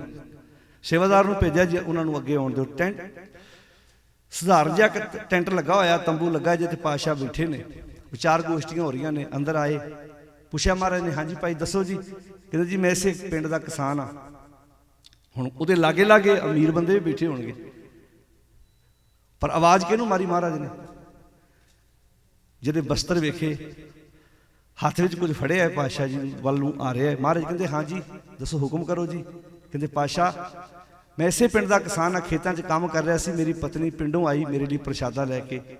ਮੈਂ ਉਹਨੂੰ ਪੁੱਛਿਆ ਕੌਣ ਹੈ? ਕੋਈ ਰਾਜਾ ਆਇਆ। ਉਹਨਾਂ ਤੁਹਾਡਾ ਨਾਮ ਲਿਆ ਵੀ ਗੁਰੂ ਤੇਗ ਬਹਾਦਰ ਮਹਾਰਾਜ ਆਏ ਨੇ। ਮੈਂ ਕਿਹਾ ਚਲੋ ਦਰਸ਼ਨ ਕਰਕੇ ਆਉਣੇ, ਮੈਂ ਵੀ ਕੋਈ ਵਿਚਾਰਾਂ ਸੁਣ ਕੇ ਆਉਣਾ। ਤੇ ਮਹਾਰਾਜ ਆ ਭੇਟਾ ਹੈ ਮੇਰੀ। ਕੰਬ ਦੇ ਹੱਥਾਂ ਨਾਲ ਗੁਰੂ ਸਾਹਿਬ ਵਾਲੇ ਬੰਨੇ ਉਹਨੇ ਪ੍ਰਸ਼ਾਦਾ ਕੀਤਾ ਤੇ ਅੰਦਾਜ਼ਾ ਤੁਸੀਂ ਆਪੇ ਲਾ ਲਓ ਵੀ ਕੰਬ ਦੇ ਹੱਥਾਂ ਵਿੱਚੋਂ ਗੁਰੂ ਤੇਗ ਬਹਾਦਰ ਸਾਹਿਬ ਵਰਗੀ ਸ਼ਖਸੀਅਤ ਉਹਦੇ ਹੱਥੋਂ ਪ੍ਰਸ਼ਾਦਾ ਫੜ ਕੇ ਨਿੱਕੇ ਨਿੱਕੇ ਟੁਕੜੇ ਕਰਕੇ ਸਿੱਖ ਨੂੰ ਕਿਹਾ, ਪਹਿਲਾਂ ਆਪ ਛਕਿਆ, ਨਾਲ ਕਿਹਾ ਸਾਰੇ ਸਿੰਘਾਂ ਨੂੰ ਵੀ ਛਕਾਓ ਨਾਲ। ਭਾਈ ਮੈਂ ਵੀ ਛਕਦਾ, ਤੁਸੀਂ ਵੀ ਛਕੋ ਨਾਲ, ਆਪਾਂ ਰਲ ਕੇ ਪ੍ਰਸ਼ਾਦਾ ਛਕਦੇ। ਉਹਨੂੰ ਵੀ ਕਿਹਾ ਤੂੰ ਵੀ ਛਕ, ਨਾਲ ਬਰਾਬਰ ਬਿਠਾ ਕੇ ਛਕਾਇਆ। ਮਾਰਿਓ ਧਿਆਨ, ਜਿਹੜੇ ਅੱਜ ਦੇਹਧਾਰੀ ਬਾਬੇ ਗੁਰੂ ਨਾਨਕ ਸਾਹਿਬ ਦੇ ਪੈਰੋਕਾਰ ਬਣੇ ਨੇ, ਕਿ ਉਹ ਅੱਜ ਆਪਣੇ ਸਿੱਖ ਦੇ ਬਰਾਬਰ ਬਹਿ ਕੇ ਪ੍ਰਸ਼ਾਦਾ ਛਕਣ ਨੂੰ ਤਿਆਰ ਨੇ? ਬੋਲ ਕੇ ਦੱਸਿਓ, ਉੱਚੀ ਬੋਲੋ ਭਾਈ। ਪਹਿਲੀ ਗੱਲ ਤੇ ਉਹਨਾਂ ਨੂੰ ਤੁਹਾਡੇ ਹੱਥ ਦਾ ਬਣਿਆ ਪ੍ਰਸ਼ਾਦਾ, ਬੋਲੋ ਸਾਧ ਸੰਗਤ ਜੀ, ਸਾਡੇ ਹੱਥ ਦਾ ਬਣਿਆ ਪ੍ਰਸ਼ਾਦਾ ਉਹਨਾਂ ਨੂੰ ਚੰਗਾ ਲੱਗਦਾ ਹੀ ਨਹੀਂ। ਇਹ ਵਜ੍ਹਾ ਸੀ ਜਦੋਂ ਉਹਦੇ ਹੱਥੋਂ ਲੈ ਕੇ ਪ੍ਰਸ਼ਾਦਾ ਛਕਿਆ। ਅੱਜ ਤੁਸੀਂ ਚਲੇ ਜਾਓ ਧਾਰਮਿਕ ਅਸਥਾਨਾਂ ਤੇ, ਜਿੰਨੇ ਕੋ ਪੈਸੇ ਵੱਧ ਦੇਵੇ ਤੇ ਓਡਾ ਵੱਡਾ ਉਹਨੂੰ ਸਰੋਪਾ ਮਿਲਦਾ। ਸਾਡਾ ਸਾਰਾ ਵਪਾਰੀਕਰਨ ਹੋ ਗਿਆ ਨਾ। ਇੱਕ ਆਮ ਬੰਦਾ ਸੋਚਦਾ ਜੀ ਇਹ ਗੁਰੂ ਦਾ ਘਰ ਹੈ। ਤੁਸੀਂ ਦਰਬਾਰ ਸਾਹਿਬ ਚਲ ਜਾਓ, ਕਿਸੇ ਧਾਰਮਿਕ ਅਸਥਾਨ ਤੇ ਚਲ ਜਾਓ, ਜਦੋਂ ਜੇ ਕੋਈ ਸਧਾਰਨ ਦਿੰਦਾ ਤੇ ਉਹਨੂੰ ਕੱਲਾ ਪਤਾਸਾ, ਜੇ ਨਾਲ ਦੇਣਗੇ ਨਾਲ ਸਰੋਪਾ। ਕਿ ਗੁਰੂ ਸਾਹਿਬ ਵੇਲੇ ਇਦਾਂ ਹੁੰਦਾ ਹੋਏਗਾ? 2 ਮਿੰਟ ਸੋਚ ਕੇ ਵੇਖੋ। ਇਹੋ ਵਜ੍ਹਾ ਸੀ। ਉਧਰ ਉਹਨਾਂ ਕੋਲੋਂ ਵੱਡੀਆਂ ਵੱਡੀਆਂ ਫੌਜਾਂ ਨੇ। ਆ ਸੀ ਜਿਨ੍ਹਾਂ ਨੇ ਦਰਾ ਖੈਬਰ ਦੇ ਰਾਹ ਬੰਦ ਕੀਤੇ ਸੀ। ਜਿਹੜੇ ਆਮ, ਜਿਸ ਨੂੰ ਆਖਿਆ ਸੀ ਨੀਚਾਂ ਅੰਦਰ ਨੀਚ ਜਾਤ, ਨੀਚੀ ਹੂੰਅਤ। ਅੱਜ ਕੱਲ੍ਹ ਤਾਂ ਪੋਲੀਟੀਕਲ ਲੋਕ ਵੋਟਾਂ ਲੈਣ ਲਈ ਕਿਸੇ ਮਾਤੜ ਦੇ ਘਰ ਜਾ ਕੇ ਰੋਟੀ ਖਾਂਦੇ ਨੇ। ਤੁਸੀਂ ਵੇਖਿਆ ਇਲੈਕਸ਼ਨ ਦੇ ਦਿਨ ਹੁੰਦੇ ਆ, ਕਿੱਦਾਂ ਕਿਸੇ ਦੇ ਟਿਊਬਵੈੱਲ ਤੇ ਜਾ ਕੇ ਰੋਟੀ ਖਾਂਦੇ ਆ, ਕਿਸੇ ਆਟੋ ਵਾਲੇ ਦੇ ਘਰ ਜਾਂਦੇ ਆ। ਪਾਤਸ਼ਾਹ ਨੇ ਕਿਸੇ ਕੋਲੋਂ ਵੋਟਾਂ ਨਹੀਂ ਸੀ ਲੈਣੀਆਂ ਜਦੋਂ ਭਾਈ ਲਾਲੋ ਦੇ ਘਰ ਗਏ ਸੀ। ਅੱਜ ਗੁਰੂ ਤੇਗ ਬਹਾਦਰ ਸਾਹਿਬ ਕਿਸੇ ਇਲੈਕਸ਼ਨ 'ਚ ਖਲੋਤੇ ਨੇ, ਉਹਦੇ ਹੱਥ ਦਾ ਫੜਿਆ ਪ੍ਰਸ਼ਾਦਾ ਜਿਹੜਾ ਛਕਾਇਆ, ਉਹਦੇ ਮਨ 'ਚ ਪਤਾ ਕੀ ਆਇਆ? ਪਾਤਸ਼ਾਹ ਇਸ ਕਿਸਾਨ ਦੀ ਤੁਹਾਡੇ ਲਈ ਜਾਨ ਵੀ ਅੱਜ ਜਦੋਂ ਲੋੜ ਪਈ ਆਵਾਜ਼ ਮਾਰਿਓ। ਆ ਸੀ ਉਹ ਪਿਆਰ। ਜਦੋਂ ਜ਼ਰੂਰਤ ਪਈ ਮੈਂ ਆਪਣਾ ਘਰ ਨਹੀਂ ਵੇਖਾਂਗਾ। ਇਹ ਉਹ ਕਿਸਾਨ ਸੀ ਜਦੋਂ ਬੰਦਾ ਸਿੰਘ ਬਹਾਦਰ ਪੰਜਾਬ ਨੂੰ ਤੁਰਦੇ ਨੇ। ਇਹ ਉਹਨਾਂ ਕਿਸਾਨਾਂ ਦੀਆਂ ਔਲਾਦਾਂ ਸਨ ਜਿਹੜੀਆਂ ਬੰਦਾ ਸਿੰਘ ਬਹਾਦਰ ਨਾਲ ਮੋਢਾ ਜੋੜ ਕੇ ਤੁਰੀਆਂ। ਪਿਆਰ ਬੜੀ ਵੱਡੀ ਚੀਜ਼ ਹੈ।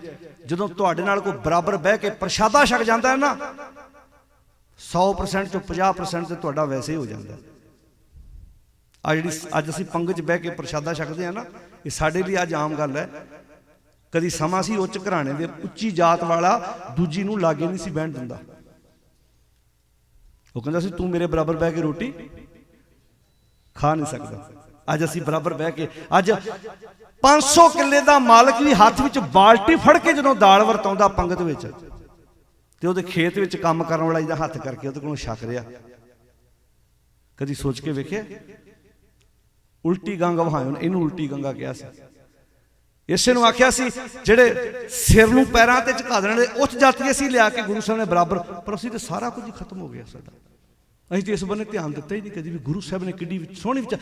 ਆਹ ਲੀਡਰਸ਼ਿਪ ਨੂੰ ਸਮਝ ਆਈ ਕਿ ਆਮ ਪਬਲਿਕ ਨਾਲ ਪਿਆਰ ਕਰਾਂਗੇ ਤਾਂ ਸਾਨੂੰ, ਪਰ ਉਹ ਵੀ ਸਟੈਂਟ ਹੈ ਉਹਨਾਂ ਦਾ ਵੋਟਾਂ ਲੈਣ ਲਈ, ਪਿਆਰ ਪੂਰ ਕੋਈ ਨਹੀਂ ਹੈਗਾ। ਕਿਉਂਕਿ ਜਦੋਂ ਇਲੈਕਸ਼ਨ ਜਿੱਤੀ ਜਾਂਦੀ, ਤੁਸੀਂ ਵੇਖਿਆ ਕਈਆਂ ਲੀਡਰਾਂ ਦੀਆਂ ਵੀਡੀਓ ਵਾਇਰਲ ਹੋਈਆਂ ਨੇ, ਜਦੋਂ ਇੱਕ ਮੈਂ ਪਿੱਛੇ ਜਿਹੇ ਇੱਕ ਵੀਡੀਓ ਲੀਡਰ ਦੀ ਵੇਖ ਰਿਹਾ ਸੀ, ਉਹਨੂੰ ਐਦਾਂ ਮਾਤਾ ਪੁੱਛ ਰਹੀ ਹੈ ਕੁਝ, ਉਹ ਆਪਣਾ ਖਾ ਰਿਹਾ, ਤੁਸੀਂ ਵੇਖਿਓ ਨਹੀਂ ਇੰਟਰਨੈਟ ਤੇ ਇੱਕ ਵੀਡੀਓ ਪਈ ਹੈ, ਕੋਈ MLA ਹੈ, ਉਹ ਆਪਣਾ ਕੋਈ ਜਲ ਪਾਣੀ ਛਕ ਰਿਹਾ ਤੇ ਮਾਤਾ ਆਪਣੀ ਕੋਈ ਮੰਗ ਲੈ ਕੇ ਆਈ ਆ, ਮਾਤਾ ਉਹਨੂੰ ਇਦਾਂ ਹਿਲਾਉਂਦੀ ਵੀ ਆ, ਉਹਦੀ ਅਰਕ ਨੂੰ ਇਦਾਂ ਛੇੜਦੀ ਆ ਵੀ ਮੈਨੂੰ ਕੁਝ, ਮੈਂ ਤੁਹਾਡੇ ਕੋਲੋਂ ਕੋਈ ਮੰਗ ਲੈ ਕੇ ਆਈ ਹਾਂ, ਪਰ ਉਹਦਾ ਉਹਦੇ ਵਾਲੇ ਬੰਨੇ ਧਿਆਨ। ਪਰ ਜਦੋਂ ਇਲੈਕਸ਼ਨ ਹੁੰਦੀ ਹੋਏਗੀ ਉਹਦਾ ਉਸੇ ਮਾਤਾ ਦੇ ਘਰ ਹੱਥ ਜੋੜ ਕੇ ਵੀ ਗਿਆ ਹੋਏਗਾ। ਗੁਰੂ ਨਾਨਕ ਸਾਹਿਬ ਦੇ ਘਰ ਦੀ ਫਿਲਾਸਫੀ ਕਿੱਡੀ ਤਕੜੀ ਹੈ। ਇੱਥੇ ਨੀਚਾਂ ਅੰਦਰ ਨੀਚ ਫਰਕ ਵੇਖੋ ਨਾ। ਦੂਜੇ ਬੰਨੇ ਉਹਨਾਂ ਕੋਲ ਕਿੱਡੀਆਂ ਫੌਜਾਂ ਨੇ, ਇੱਕ ਸਧਾਰਨ ਬੰਦਿਆਂ ਨੇ, ਉਹਨਾਂ ਦੇ ਘੋੜਿਆਂ ਦੇ ਪੈਰਾਂ ਥੱਲੇ ਇਹੋ ਜਿਹੀ ਅੱਗ ਬਾਲੀ, ਭੱਜਣ ਨੂੰ ਰਾਹ ਨਹੀਂ ਲੱਭਿਆ। ਕਿੱਥੋਂ ਆਇਆ ਸਾਰਾ ਕੁਝ? ਕਦੀ ਸੋਚ ਕੇ ਵੇਖਿਆ? ਇਹ ਸਾਡੀਆਂ ਏਡੀਆਂ ਵੱਡੀਆਂ ਸੰਸਥਾਵਾਂ ਸੀ। ਆਹ ਗੁਰਦੁਆਰਾ, ਲੰਗਰ, ਪੰਗਤ, ਸੰਗਤ, ਚੌਂਕੀਆਂ, ਝੰਡੇ, ਬੁੰਗੇ, ਜੁਗੋ ਜੁਗ ਅਟਲ, ਇਹ ਸੰਸਥਾਵਾਂ ਸੀ ਸਾਡੀਆਂ। ਅਸੀਂ ਤਾਂ ਸਭ ਕੁਝ ਹੀ ਮਿਟਾ ਕੇ, ਤੁਸੀਂ ਜਦੋਂ ਕਿਸੇ ਨਾਲ ਤੁਸੀਂ ਦੂਰ ਕੀ ਜਾਣਾ, ਤੁਸੀਂ ਆਪਣੇ ਘਰ ਦੇ ਵਿੱਚ ਕੂਕਰ ਰੱਖੇ, ਤੁਸੀਂ ਉਹਨੂੰ ਪਿਆਰ ਕਰਦੇ ਹੋ? ਘਰ ਦੇ ਵਿੱਚ 5 ਜੀ ਹੋਣ, ਜਿਹੜਾ ਸਭ ਤੋਂ ਵੱਧ ਪਿਆਰ ਕਰਦਾ ਹੋਵੇ ਨਾ, ਕੂਕਰ ਨੂੰ ਇੰਨੀ ਸੈਂਸ ਹੁੰਦੀ ਹੈ, ਜੀ ਭਾਵੇਂ 5 ਨੇ ਪਰ ਸਭ ਤੋਂ ਵੱਧ ਪਿਆਰ ਮੈਨੂੰ ਇਹੋ ਹੀ ਕਰਦਾ। ਤੇ ਜਿਹੜਾ ਉਹਨੂੰ ਪਿਆਰ ਨਾ ਕਰਦਾ ਹੋਵੇ, ਘਰ 'ਚ ਕਈ ਜੀ ਹੁੰਦੇ ਨੇ ਜਿਹਨੂੰ ਜਿਹੜਾ ਉਹ ਲਾਇਕ ਨਹੀਂ ਕਰਦਾ ਕੁੱਤੇ ਨੂੰ, ਉਹਨੂੰ ਸਮਝ ਆ ਜਾਂਦੀ ਇਹ ਮੈਨੂੰ ਲਾਇਕ। ਇੱਕ ਘਰ ਦੇ ਵਿੱਚ ਜਾਨਵਰ, ਕਿਸਾਨ ਨੂੰ ਪਤਾ ਹੁੰਦਾ, ਜਦੋਂ ਕਿਸਾਨ ਮੱਝਾਂ ਗਾਵਾਂ ਦੇ ਵਿੱਚ ਘੁੰਮਦਾ, ਡੰਗਰ ਨੂੰ ਵੀ ਪਤਾ ਵੀ ਇਹ ਮੈਨੂੰ ਮੇਰਾ ਮਾਲਕ ਪਿਆਰ ਕਰਦਾ। ਪਿਆਰ ਚੀਜ਼ ਹੀ ਇਦਾਂ ਦੀ ਹੈ। ਬਾਣੀ 'ਚ ਪੜ੍ਹ ਕੇ ਵੇਖੋ, ਜਿਨੀ ਨਾ ਪਾਇਓ ਪ੍ਰੇਮ ਰਸ, ਕੰਤ ਨਾ ਪਾਇਓ ਸਾਊ, ਸੁਣੀਏ ਘਰ ਕਾ ਪਾਉਣਾ, ਜਿਉਂ ਆਇਆ। ਬੋਲੋ ਜੀ। ਹੁਣ ਧਿਆਨ ਨਾਲ ਸੁਣਿਓ, ਐਸ ਪੰਕਤੀ ਦੇ ਅਰਥ ਧਿਆਨ ਨਾਲ ਸੁਣਿਓ। ਕੋਈ ਮਹਿਮਾਨ ਕਿਸੇ ਦੇ ਘਰ ਚਲਾ ਜਾਏ ਤੇ ਜਾਂਦਿਆਂ ਨੂੰ ਘਰ ਵਾਲੇ ਘਰ ਨਾ ਹੋਣ, ਉਹਨਾਂ ਦੀਆਂ ਫਰਿੱਜਾਂ ਜੂਸ, ਫਰੂਟ, ਹਰ ਇੱਕ ਚੀਜ਼ ਨਾਲ ਭਰੀਆਂ ਪਈਆਂ ਹੋਣ, ਹਰ ਇੱਕ ਚੀਜ਼ ਘਰ ਦੇ ਵਿੱਚ ਮੁਕੰਮਲ ਪੂਰੀ ਹੋਵੇ, ਪਰ ਮਹਿਮਾਨ ਨੂੰ ਉਹਨਾਂ ਚੀਜ਼ਾਂ ਦਾ ਕੋਈ ਫਾਇਦਾ ਹੋਇਆ? ਕਿਉਂਕਿ ਉਹਨੂੰ ਘਰ 'ਚ ਜੀ ਆਇਆਂ ਆਖਣ ਵਾਲਾ ਕੋਈ ਹੈ ਹੀ ਨਹੀਂ ਸੀ। ਕਿਉਂਕਿ ਸੁਣੀਏ ਘਰ ਕਾ ਪਾਉਣਾ, ਜਿਉਂ ਆਇਆ। ਬੋਲੋ ਸਾਰੇ ਸਾਧ ਸੰਗਤ ਜੀ, ਜਿਉਂ ਆਇਆ। ਹੁਣ ਜਿਹੜੇ ਆਂਦੇ ਜੀ ਬਾਣੀ ਦੇ ਅਰਥ ਸਮਝ ਨਹੀਂ ਆਉਂਦੇ, ਇੱਥੋਂ ਗੱਲ ਸਪਸ਼ਟ ਕੀ ਹੋ ਸਕਦੀ ਵੀ ਜਿਨੀ ਨਾ ਪਾਇਓ ਪ੍ਰੇਮ ਰਸ, ਜਿਹਦੇ ਕੋਲ ਪਿਆਰ ਹੈ ਨਹੀਂ। ਕਈ ਵਾਰੀ ਨਾ ਘਰ 'ਚ ਬੱਚਾ, ਪੁੱਤ ਧੀ ਵੀ ਵਿਗੜਦਾ ਨਾ, ਹਰ ਜਗ੍ਹਾ ਦਬਕਾ ਨਹੀਂ, ਪਿਆਰ ਵੀ ਕਰੋ ਕਦੀ ਉਹਨੂੰ। ਕਈ ਵਾਰੀ ਪਿਆਰ ਨਾਲ ਵੀ ਬੱਚਾ ਤੁਹਾਡੇ ਤੇ ਜਾਨ ਵਾਰਦਾ। ਜਦੋਂ ਵੈਸੇ ਪਿਓ ਤੇ ਪੁੱਤ ਦੀ ਜੁੱਤੀ ਇੱਕ ਹੋ ਜਾਏ ਨਾ, ਉਦੋਂ ਦੋਸਤ ਬਣਾ ਲੈਣਾ ਚਾਹੀਦਾ ਬਾਪ ਨੂੰ ਆਪਣੇ ਪੁੱਤਰ ਨੂੰ। ਮਾਂ ਆਪਣੀ ਧੀ ਨੂੰ ਆਪਣੀ ਫਰੈਂਡ ਬਣਾ ਲੇ, ਧੀਏ ਹਰ ਗੱਲ ਮੇਰੇ ਨਾਲ ਸ਼ੇਅਰ ਕਰੀ। ਜਦੋਂ ਤੁਸੀਂ ਉਹਦੇ ਕੋਲ ਬਹਿਣਾ ਹੀ ਨਹੀਂ, ਉਹਨੂੰ ਉਹਦੇ ਨਾਲ ਗੱਲਬਾਤ ਕਰਨੀ ਨਹੀਂ, ਫਿਰ ਬੱਚਾ ਆਪਣਾ ਦੁੱਖ ਸੁੱਖ ਤੁਹਾਡੇ ਨਾਲ ਨਹੀਂ ਕਿਸੇ ਹੋਰ ਨਾਲ ਜਾ ਕੇ ਸ਼ੇਅਰ ਕਰਦਾ। ਫਿਰ ਅਸੀਂ ਪਛਤਾਉਨੇ, ਹਾਏ ਸਾਨੂੰ ਟਾਈਮ ਨਹੀਂ ਦਿੰਦਾ। तिफल में बुआए क्या माँ बाप के किरदार की, दूध तो डिब्बे का तलीम है सरकार की।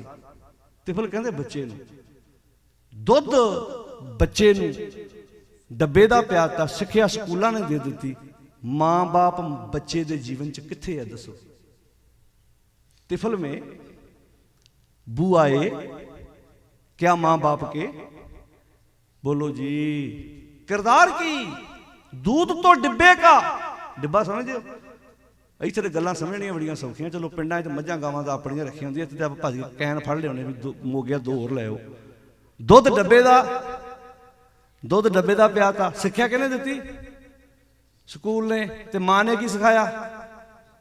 ਉੱਚੀ ਬੋਲੋ ਹੁਣ। ਪਿਓ ਨੇ ਕੀ ਸਿਖਾਇਆ? ਜਦੋਂ ਬੱਚਾ ਘਰ ਆਉਂਦਾ, ਜੇ ਉਹਨੂੰ ਘਰ 'ਚ ਮਾਂ ਨਾ ਦਿਸੇ, ਆ ਗਰਦਨ ਤੋਂ ਉੱਪਰਲੇ ਹਿੱਸੇ ਜਿਹੜਾ ਇੱਥੇ ਕੈਮੀਕਲ ਬਣਦਾ ਨਾ, ਉਹਦੇ ਅੰਦਰ ਡਾਕਟਰੀ ਲੈਣ ਵਾਲੇ ਵੀਰ ਤੇ ਜ਼ਿਆਦਾ ਜਾਣਦੇ, ਜਿਹੜਾ ਉਹਦੇ 'ਚ ਕੈਮੀਕਲ ਬਣਦਾ ਉਹ ਬਿਆਨ ਨਹੀਂ ਕੀਤਾ ਜਾ ਸਕਦਾ। ਫਿਰ ਜਦੋਂ ਸਮਾਂ ਆਉਂਦਾ ਨਾ, ਪਹਿਲਾਂ ਬੱਚਿਆਂ ਨੂੰ ਆਪਾਂ ਟਾਈਮ ਨਹੀਂ ਦਿੱਤਾ, ਫਿਰ ਬੱਚੇ ਆਂਦੇ ਹੁਣ ਅਸੀਂ ਜਵਾਨ ਹੋ ਗਏ, ਸਾਡੇ ਕੋਲ ਤੁਹਾਡੇ ਲਈ ਕੰਧਾਂ 'ਚ ਵੱਜਦੇ ਫਿਰੋ, ਟਾਈਮ ਹੈ ਨਹੀਂ ਸਾਡੇ ਕੋਲ ਤੁਹਾਡੇ ਲਈ, ਵਕਤ ਹੈ ਨਹੀਂ। ਸੱਚ ਹੈ। ਉੱਥੇ ਬੰਦਾ ਸੋਚਦਾ ਕਿਹਦੇ ਲਈ ਕੀਤਾ ਬਈ, ਜ਼ਿੰਦਗੀ ਮੈਂ ਕਾਹਦੇ ਲਈ ਬਣਾਈ ਹੈ, ਕੀ ਜ਼ਿੰਦਗੀ ਜਿਉਣ ਦਾ ਮਕਸਦ ਕੀ ਹੈ ਮੇਰਾ। अमीरी की है जिसे बैठ के गलबात करनी, दुख सुख साझा करना। गुरदेव ने किड्डे मुल्क जे 7 साल का बाबा फतेह सिंह सूबे सरहद की कचहरी च उत्थे नेर उतर कर रहा सारिਆਂ ਨੂੰ, एजुकेशन किड्डी होएगी ਉਹਦੀ, ਉਹ ਕਿਹੜੇ ट्रेनिंग सेंटर चों सिक्ख्या लैके आया होएगा। माता गुजर कौर घर के परिवार के जियां ने कितना वक्त दिता होएगा बाबा फतेह सिंह ने। ये शब्दों तो बाहर अज कित्थे खलोते हैं, अज कित्थे चला गया समाज साडा। मैं पहला कहता ठीक है याद करनगे, इत्थे तो रावण नूं भी लोग कहंदे ने, रावण तो वड्डा घर तो किसी कोल नहीं होना, कहते बड़ा वड्डा घर सी, 1 लाख पुत्र तो 1.25 लाख पोतरा सी उहदा। पर बाणी की आंदी 1 लाख पूत, ये मन्निया गया हैगा नहीं हैगा, इहदे नाल मतलब नहीं है। 1 लाख पूत 1.25 लाख नाती, अगे की है ते रावण घर। दसो भला ये दीवा बालन का अर्थ पता की हुंदा सी? शामां नूं दीवा जगाउण दा अर्थ हुंदा सी भी पता लगे घर च कोई। आपां घर च लाइट क्यों जगाउने शामां नूं? कहना लाइट जगा दो, मतलब अगले नूं संकेत मिल जाए भी घर च कोई। पर अजकल कई चलाकियां भी करते, जान के घर च लाइट जगा के ते टीवी चला के चलते, पता लगे। वो चोर भी आंदा चैनल बदलिया नहीं, 2 दिन हो गए इन्होंने, इत्थों का पता नहीं। साढ़े उत्थे लुधियाने साढ़े लागे कोठी, वो परिवार किते बाहर चला गया, टीवी ऑन कर गए, लाइटां जगा गए। हुण जिहड़े चोर सी वो भी ताक च वेंदे सी, उहदे चैनल नहीं बदलिया। वो एडे ढीठ चोरी करन आए, लगातार उस घर च रह के उन्हां दे किचन दे विच वड़ के परौंठे बना के सब्जियां बना के तसल्ली नाल खा के गए। जो पुलिस ने सारी इंक्वायरी की भी चोर भेती सी, चोरी भी बिना भेत तो नहीं हुंदी। वो पुराना समा सी जो लाइट जगा के संकेत देना भी घर च कोई हैगा वा। पर अजकल बंदा करदे भी जान के कहना चले हैं टीवी चला जाओ। वो पशु पंछी अज जो पुराने समय जो पनीरी बीजी जाती सी ना झोने की, तो ढांच उत्थे टकवांज जिहा इदां बना के ना, नकली ढांचा जिन्होंने कहते सी, इदां डंडियां दा बना के उत्ते भाईए दा कुर्ता पा देना, उत्ते कोई परना बंध देना भी पता लगे पनीरी च साडे पापा जी खलोते आ। वो पंछी भी 2 दिन वेंदे आ भी भाईया कपड़े नहीं बदलदा लगदा। तो फिर 2-3 दिन ला के खंभ खुंभ जे मार के मुड़ के फिर उत्ते आण के बिठा करके जांदे हो। ये हुण कालबूत की हस्तनी कलबूत कहते नकली ढांचे नूं। हुण आपां कहने यार ये पंछी डरदे नहीं, पंछी भी तो उसे घड़े दा पानी पींदे जिहदा आपां पीने। जे आपां इन्ने सियाणे हो गए तो पंछी सियाणा नहीं होएगा। आपां भी तो उसे दुनिया च नहीं, आपां किदां धोखे दिंदे, आपां किदां चलाकियां करदे भी लै मैं फलाने साथ तो किन्ने कैमरे स्टोरां च लगे, चोरी बंद हो गई। उदन बंद होएगी जिदन ये दिमाग च आ गया मैं उस कैमरे की निगरानी हेठ, लिखिया हुंदा ना तुसीं कैमरे की निगरानी हेठ हो, अलर्ट कर दे भी ध्यान ना भाई मेरी दुकान च आई तेरी रिकॉर्डिंग हो रही हो। तो जिदन ये आ गया इदां देखो तू हर वक्त ही कैमरे की निगरानी हेठ, परमेश्वर के कैमरे की निगरानी हेठ, हर वक्त तेन परमेश्वर का कैमरा वाच कर रहा, हर वक्त तेरी रिकॉर्डिंग हो जाती है। तू कला भी होना ना घर च उदों भी तेरी रिकॉर्डिंग होंदी है। फर्क यह आ जिहड़ियां दुनियावी लोगों दी रिकॉर्डिंगां इहदे नाल तैनूं कोई सज़ा हो सकती है, जेल हो सकती है, पर जिहड़ी परमेश्वर के कैमरे की रिकॉर्डिंग है ना वो तेन बाहरों भावें वेखण नूं कुछ ना होवे पर अंदर तेरी इहो जी सत्यानाश वजनी आ। 7-8 मोटे इंच के गद्दे उत्ते भी बैठा होएगा ना अंदरों परेशान होएगा, वधिया घर विच बैठा भी, क्योंकि पापी कर्म कमाउंदे करदे हाय हाय नानक ज्यों मथन मधाणियां त्यों मथे धर्मराज। कई आंदे जी धर्मराज हुंदा, हाँ जी हर एक दे अंदर धर्मराज बैठा। नानक जी उपाय कै लिख नामे धर्म बहालिया, हर एक दे अंदर धर्मराज बैठा होया। वो फिर जो धर्मराज मधानी चलाउंदा ना अंदरों, हुण अपना लस्सी पीण नूं ते मक्खण खाण नूं जी ते बड़ा करदा, पर पुछ के वेखो दही नूं मधानी ने उहदी हालत की कीती है। बंदे दे अंदर मधानी चलदी आ, पापी कर्म कमाउंदे करदे हाय हाय नानक जो मथन मधाणियां, जिवें मधाणियां मथदियां दही नूं इदां बंदे दे अंदर भी मधानी चलदी है। त्यों मथा धर्मराज तेरे अंदर फिर मधानी चलती है। बंदा बाहरों सारा टब्बर खुश हो, हुण जिहने भरा दा हक मारिया हुंदा उहनूं खुशी आउंदी जी, बोलो सासू जी। सारा टब्बर भंगड़ा पा रिहा, एक नुकरे बैठा ताया उहनूं आंदे तूं हस, आउंदा तुहानूं की पता मैं किहदे नाल ठगी मार के घर बना के दित्ता तुहानूं, मैनूं हासा नहीं जी आउंदा, तुहानूं की पता इत्थों तक लियाउण लई मैं किन्नियां दे घर, ते जे उहने किसे दा घर ना जाड़िया हुंदा उहने खुश होना ही ना। बस आ है मधानी जिहड़ी बंदे दे अंदर चलती। अब मैं कौन उपाय करूं, मैं केड़ा उपाय करा, जे बिद मन को सहसा चुके ਜਿਹੜੇ ਤਰੀਕੇ ਨਾਲ ਮੇਰੇ ਮਨ ਦਾ ਸਹਿਮ ਦੂਰ ਹੋ ਸਕੇ, ਭਉ ਨਿਧ ਪਾਰ ਪਰੋਂ, ਤੇ ਡਰਾਂ ਦੇ ਸਾਗਰ ਤੋਂ ਮੈਂ ਪਾਰ ਲੰਘ ਸਕਾਂ। ਡਰ ਕਿਉਂ ਆਇਆ? ਕਹਿੰਦੇ ਜਨਮ ਪਾਏ ਕਛ ਭਲੋ ਨਾ ਕੀਨੋ। ਆਪੋ ਆਪਣੇ ਜਨਮਾਂ ਤੇ ਧਿਆਨ ਮਾਰੋ ਵੀ ਜਦੋਂ ਦਾ ਪੈਦਾ ਹੋਇਆ ਮੈਂ ਕਿੰਨੇ ਕੰਮ ਚੰਗੇ ਕੀਤੇ ਅਜੇ ਤੱਕ। ਸਵੇਰੇ ਆਪਾਂ ਉੱਠਦੇ ਹਾਂ, ਸ਼ਾਮ ਤੱਕ ਹਰ ਬੰਦਾ ਆਪਣਾ ਹਿਸਾਬ ਕਿਤਾਬ ਕਰਦਾ। ਟਰਾਂਸਪੋਰਟਰ ਵੀ ਹਿਸਾਬ ਕਿਤਾਬ ਕਰਦਾ, ਸਟੋਰ ਵਾਲਾ ਵੀ ਹਿਸਾਬ ਕਿਤਾਬ ਕਰਦਾ, ਇੰਨੇ ਗਾਹਕ ਆਏ, ਇੰਨਾ ਮੇਰਾ ਸਮਾਨ ਲੱਗਾ, ਇੰਨੀ ਮੈਨੂੰ ਨਫਾ ਹੋਇਆ।